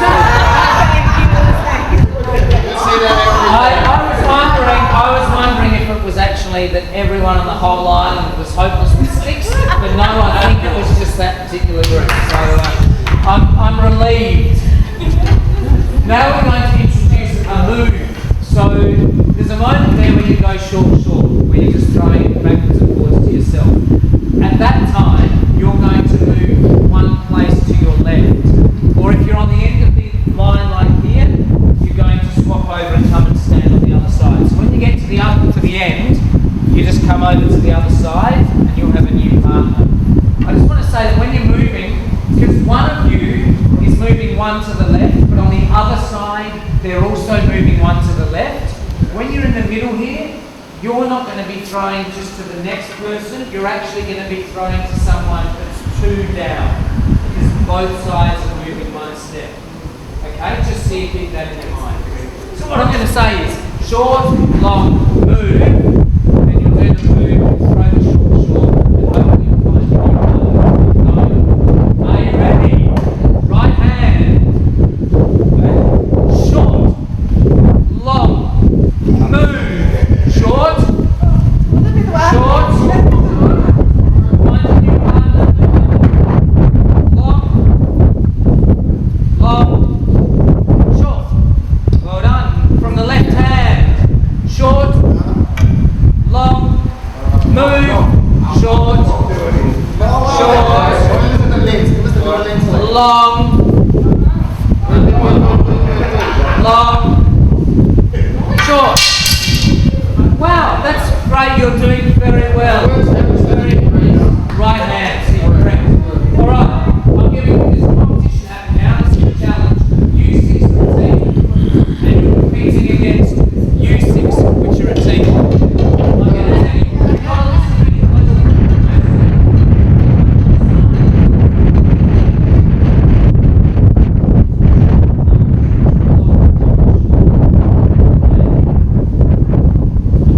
What we're going to do is I'm going to give you 2 of those cycles in a row, back to back. So what you have is short, long, short, long, long, short, short, long, short, long, long, short. That's 2 of those patterns together.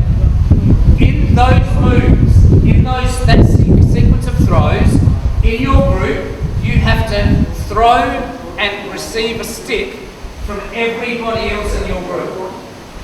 So you've only got those two cycles. So there's a limited number of throws you have. In those throws, you have to throw and receive a stick from all of the other 5 people in your group.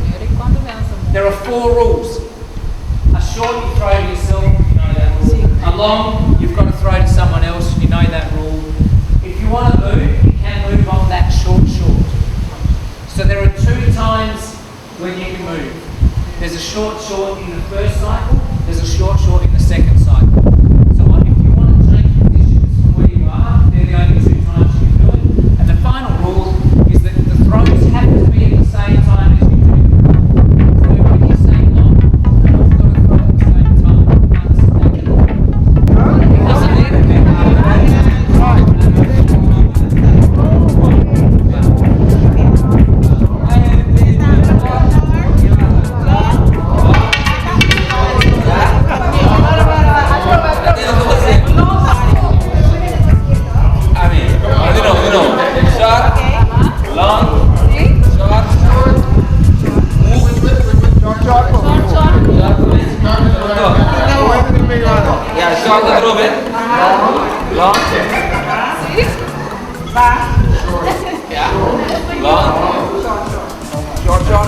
One more long. One long one. Yeah, so you've done one side. Yeah. And you've thrown to how many different people? Two. One. Two. So now you've got one more cycle left, and you've got 3 people you've got to throw to.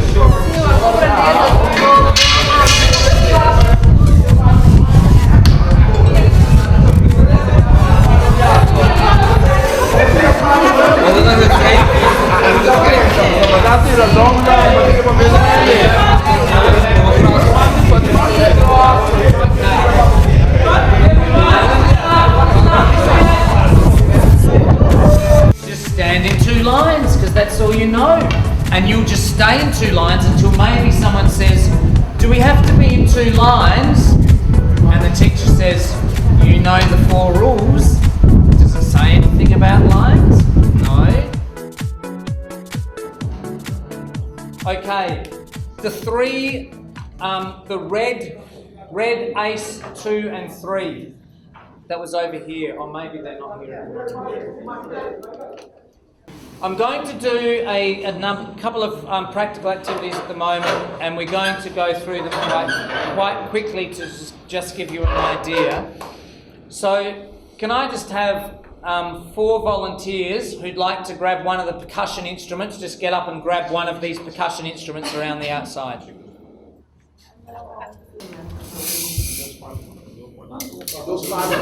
It can be more. It can be more.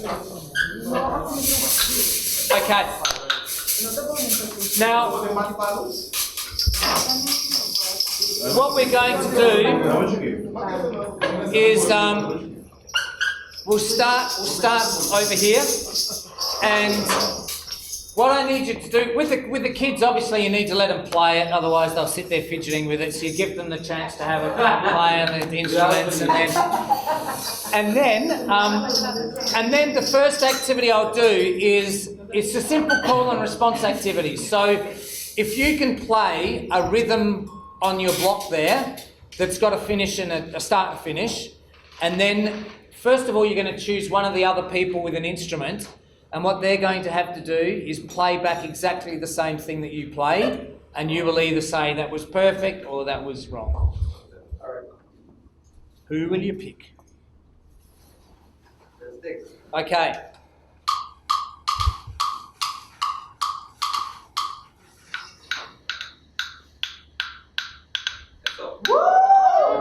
That was a hard one. Yeah. He didn't make it easy, did he?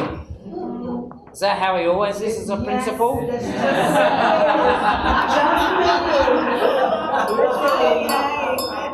Okay. A different one. Choose someone else and do a different one.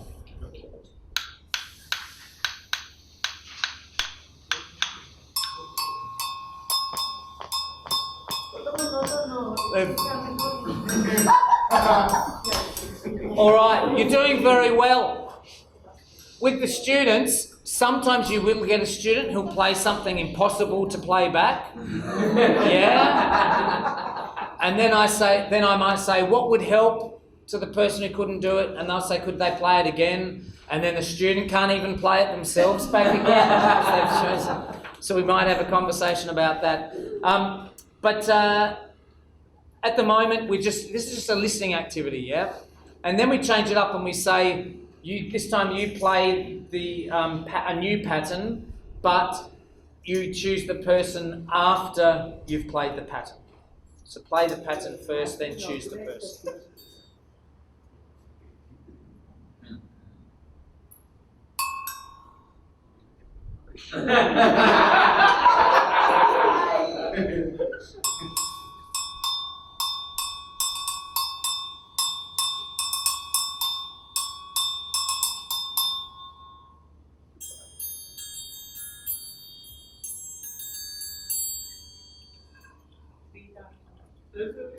Not quite? Maybe he's got to try again, so we might get them to try, because we do want it to be exactly the same.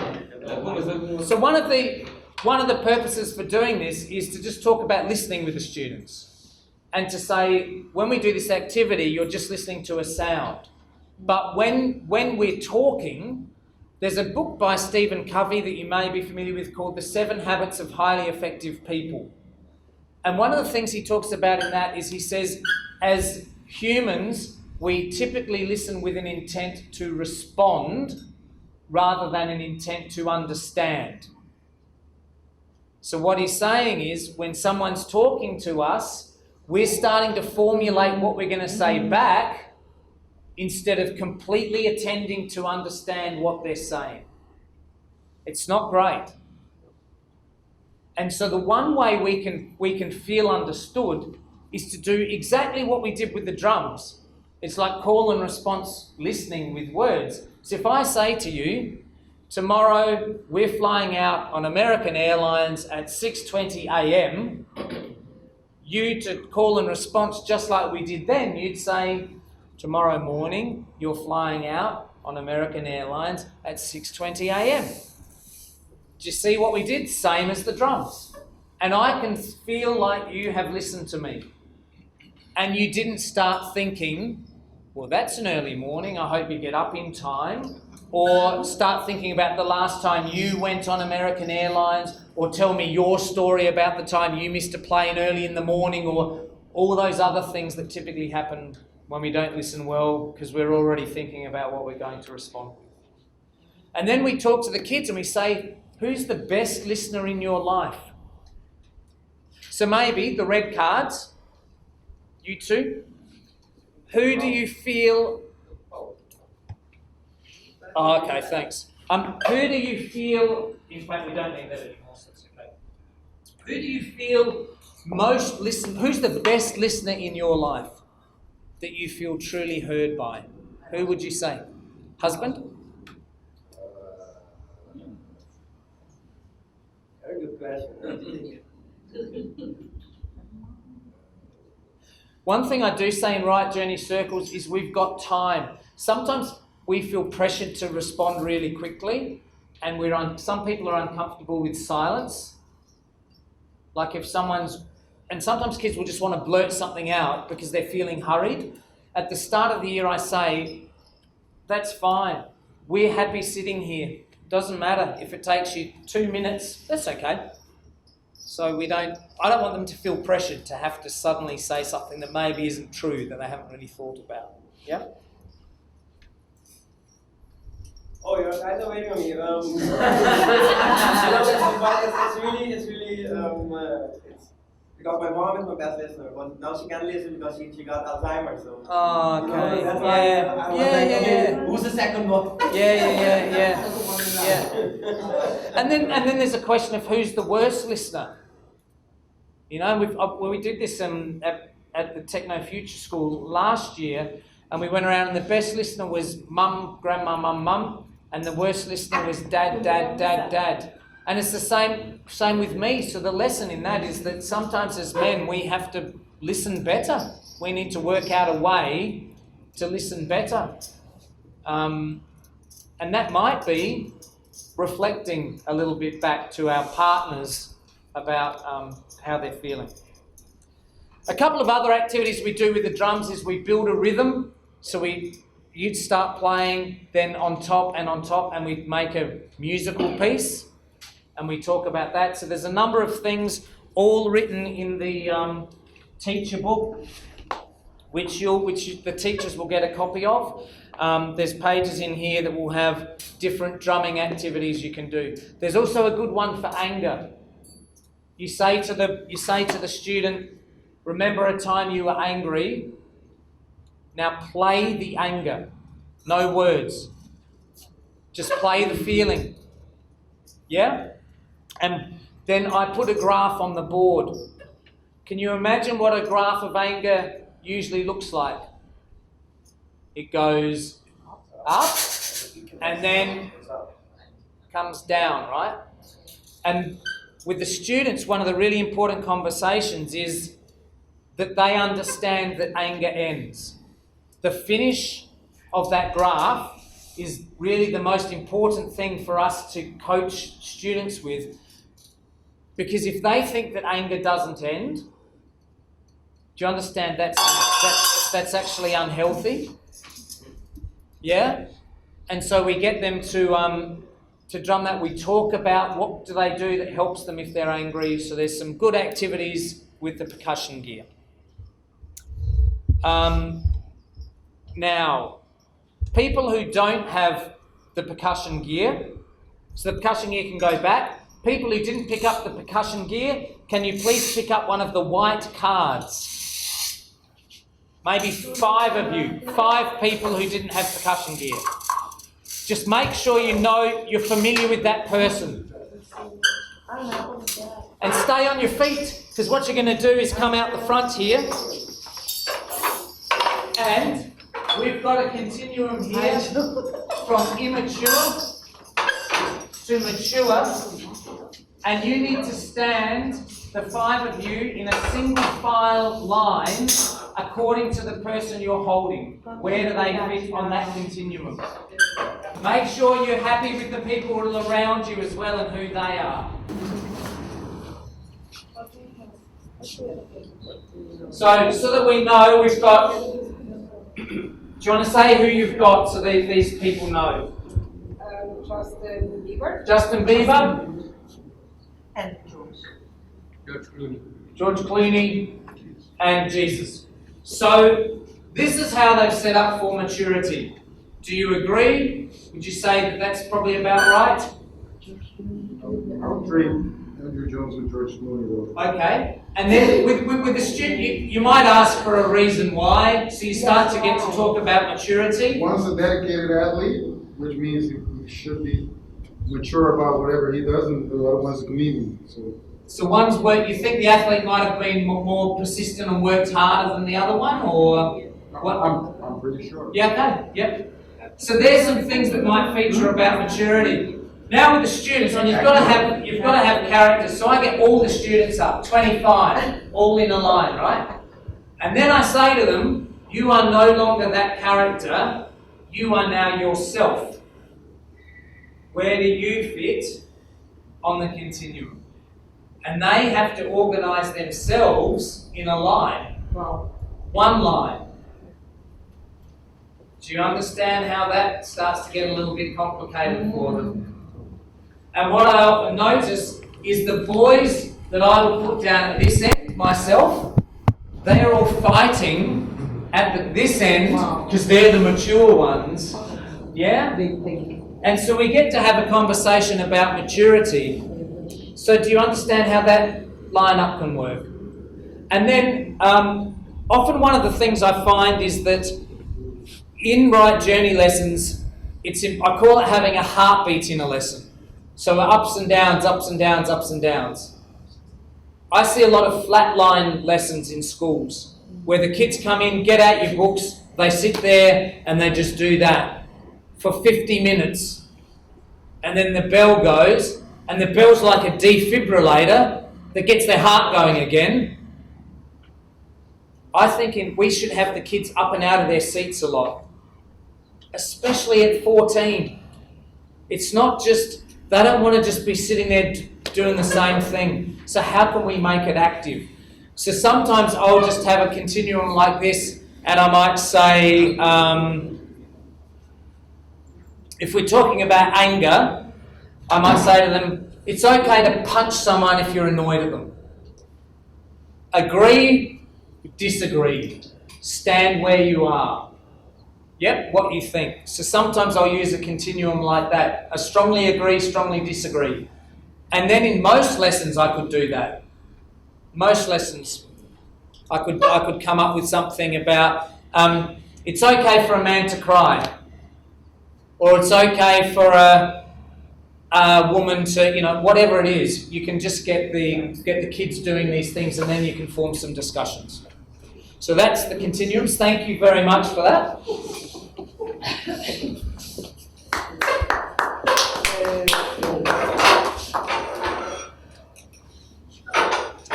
A few other things we haven't had time to work on. We've got some cards here, which some are for men. These man-made cards are for the men. These woman-wise cards are for the women. So the men's ones have got the leather print. The women's ones have got the mandalas. lots of questions. So, I've made a dice which has the colours of the cards, and I roll it, and if it's red, I've got the red cards, so I might get the top one here, and it says, does anything scare you?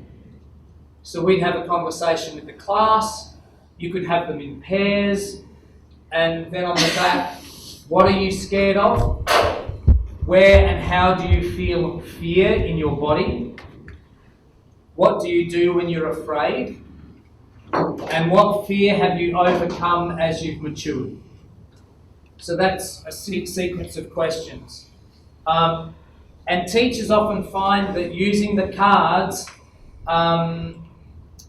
it's easier to ask the questions than just going up to someone. So, for instance, this card says, did you have any embarrassing moments during puberty? Now, it's much easier to ask that question off of a card than if you suddenly went up to a student without a card and said, did you have any embarrassing moments during puberty? They'd probably think, what are you asking me that for? When if you've got a card here, it's different. Yeah.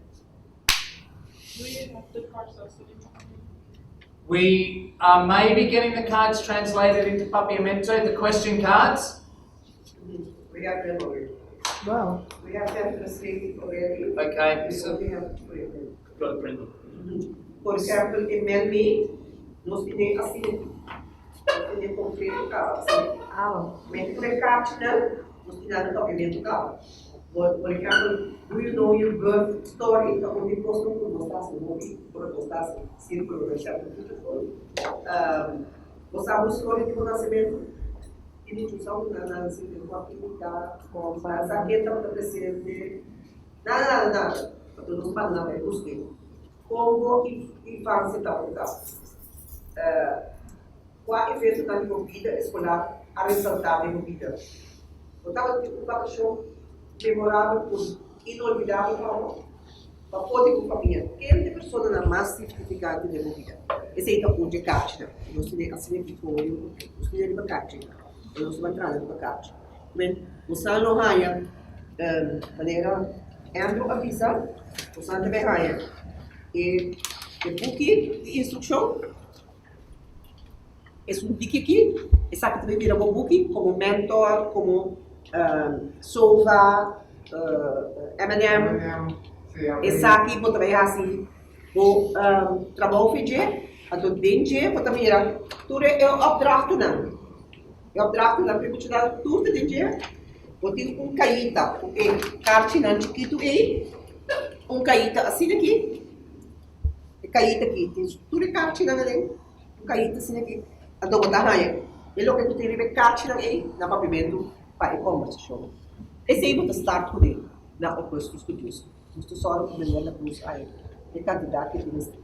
And the other thing that we do have is some some of the props we use with the girls' classes around menstruation and understanding their cycle that Becky can show.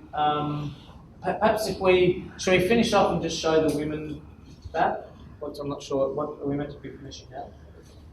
How long we've got? I can pass them around. Yeah, so okay. one of the things that we do with the female teachers for the girls' classes is to teach about menstruation, but not from a biology perspective, from an emotional health and well-being perspective, to help build their self-esteem and to feel strong in their own bodies and in control of their own bodies. So we just have some fun resources to build conversations and knowledge about their menstrual cycles. So we made just a fun little apron. Andrew made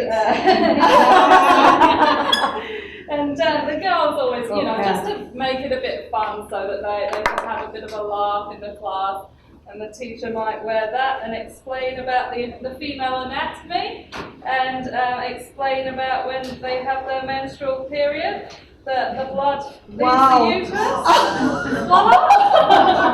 Yeah, so they always think that's a bit of fun.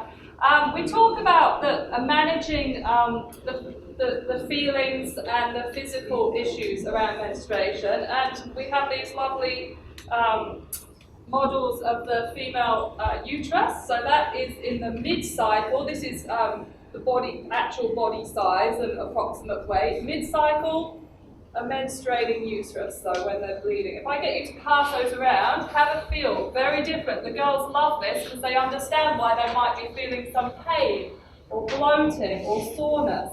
Like, wow, this is actually what's going on inside my body. This is why I might need to sleep more or take good care of myself, eat well, and rest more, and learning about managing their bodies.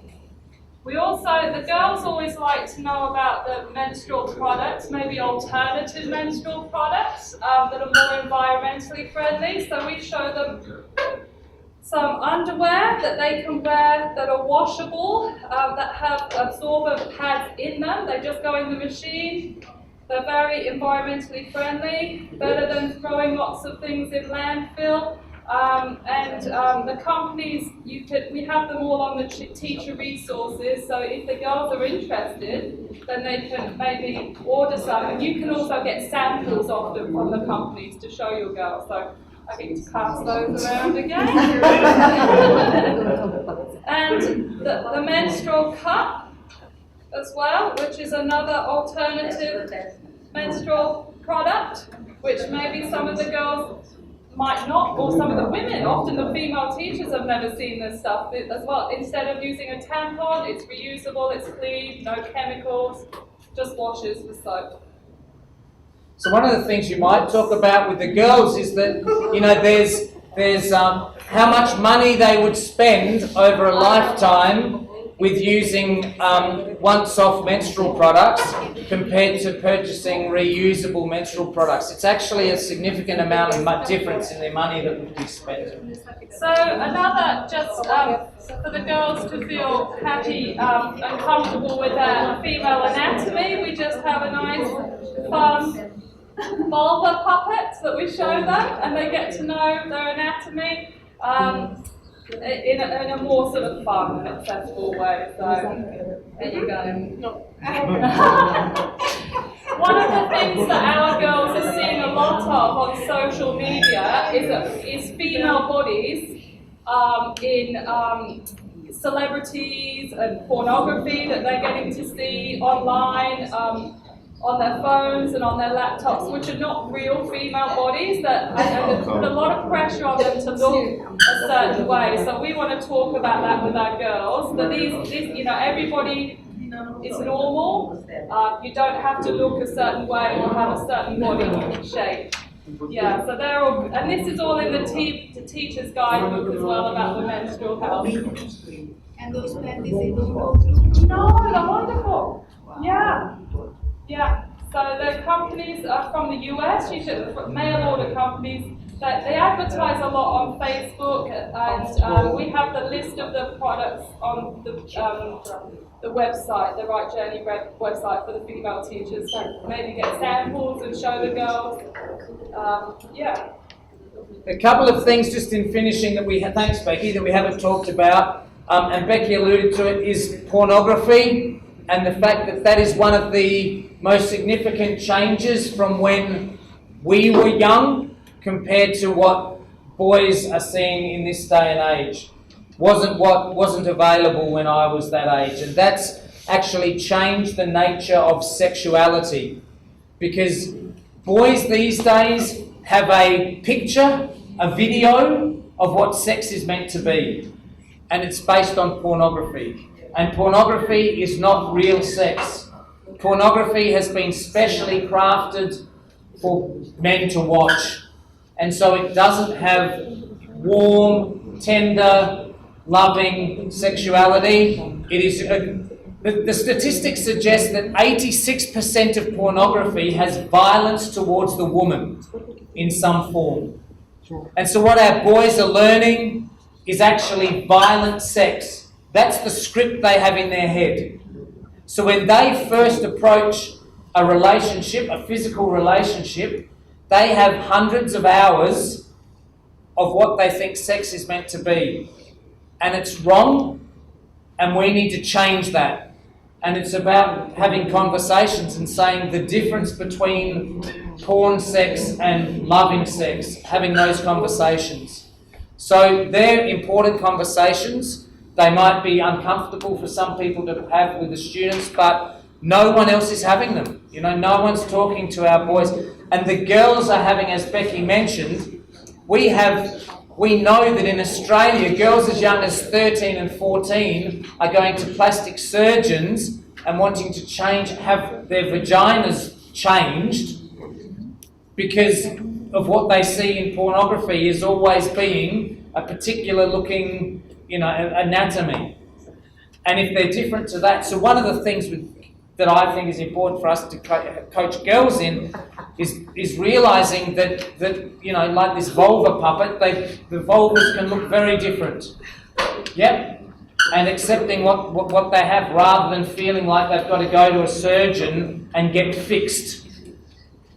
So these are really complex issues that are relevant to kids these days that maybe weren't as much when we were younger. So, yeah. I think that's pretty much it, Mirtha. What do you reckon? We've tried to give you a taste of a whole lot of different things. Are you ready? Because we think we are not ready most of the time because we don't have the material, we don't have the guidance. Most of the time we think that, but I think that this school is ready. I see it when I see Mr. Cruz and when I hear the inspector Dalia and Claymoeder, they are ready. And ready with the most important things that we need, that is the textbook, having also the sheets for the boys or the girls to work on, and you only can take white sheets and put them together to make the journal iron. In the front of the teacher book, which you'll get, there's a list of the resources I think is good to have in your kit of things to use. For example, the maturity cards or the celebrity cards. Yes. So the celebrity cards you could use in all different sorts of ways. You could say, what's the quality of this man or woman that you admire? I mean, there's lots of activities you could do with just those. So, yes? And how big will the group be? The number of students. Schools vary with that. Some schools do normal class sizes. So some schools are working with 26. Some schools halve the size. But that's a cost factor because you've got to have twice as many teachers, obviously. One thing for this school would be, and I spoke briefly with Michael about it, do you do it in first year or second year? Which is the year you aim to do it at? I personally think the good thing about doing it in first year is you then have them in second year to support them in stepping up.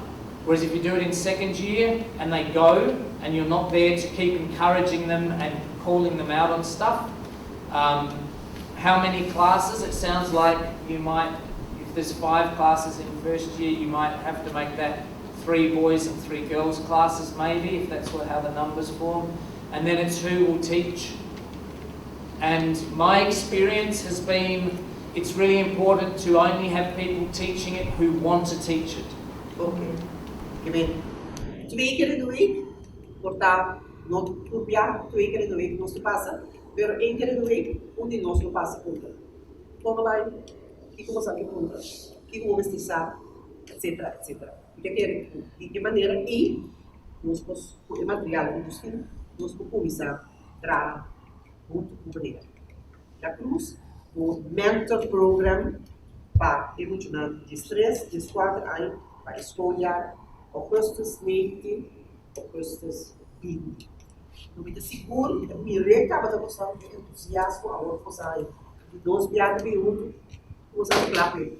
E carte da e, a que panha e, aquele de uma tipo de panha assim, tá, né? Maneira bate bonita, como se tudo usa por carte de tipo bonita. Nós na restorative practices não usa bala, o passador por o que passa bala.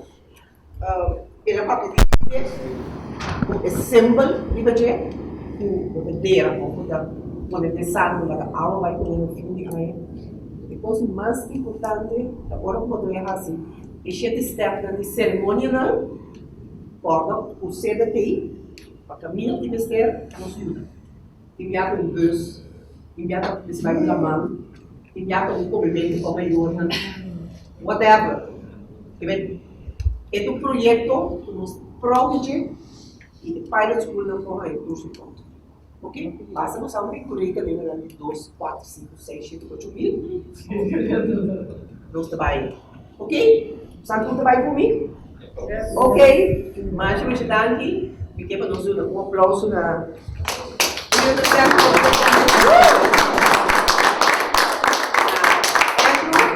Becky, nós temos we had a wonderful week together. We worked very hard. We had 6 sessions and presentations, but we had also time in home to chat, to prepare, to make programs. Yesterday, To lie on the beach. yes, wow. And to make a flyer, all kinds of things. So he will come back in June next year and ask you, thank you, Kibasi. Yes, alright. Então, pergunta aí na boa, lo vai ficar algo também vira treino para outros colos para a clapa não também começar. E bem, demonstrando e depois tudo confiança. Verdade? Ok? De maneira que não há que outros colos não há que não também. Que bem, depois tudo confiança de dois colos fazem depois. Tudo bom, mas eu estou ok? Maneira como sincera. Bom, Adu and Becky, I'd like to thank you for giving us the opportunity to implement this, the Rite journey. I think we're gonna implement it in our classes, social abilities, Yeah. right? Because it's standard in our curriculum, and I hope it works, and I think and I hope the school and the kids will get the support of all our teachers, especially the teachers that will be teaching us. That's right. So again, thank you. And we're gonna see where the journey takes us next year, end of the year, when we evaluate the whole system. Ang musanta kami sa dahil pati kinang manem mo bisa ka no singo ako sa implementar no primeiro pilot school result. De outra banda, dimens ko lang no so bisere no sting mo sa nang kuting mister di kia Europe. Eles me dá pedi tudo para o suporte para nós por lá sa tra. Então assim nós por cambio de nos está aqui com a presença, também dá aqui a senhora Leeds, o team também, para dar e dar aqui ao vasto para o suporte, nós escola com hobby, hobby classic, nós conhecemos lota 7.000 torinhos.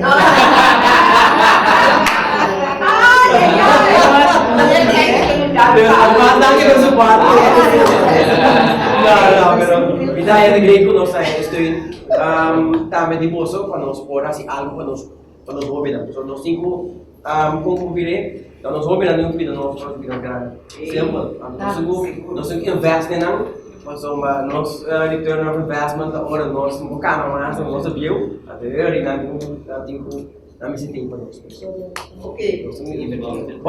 Can I just finish by saying, if anyone wants to keep in touch, there's a couple of cards here that have got my contact details on them. Please don't go home with one of those. If you've still got it, put it in there. And I just want you to leave with this, with the sense that that I don't know your students.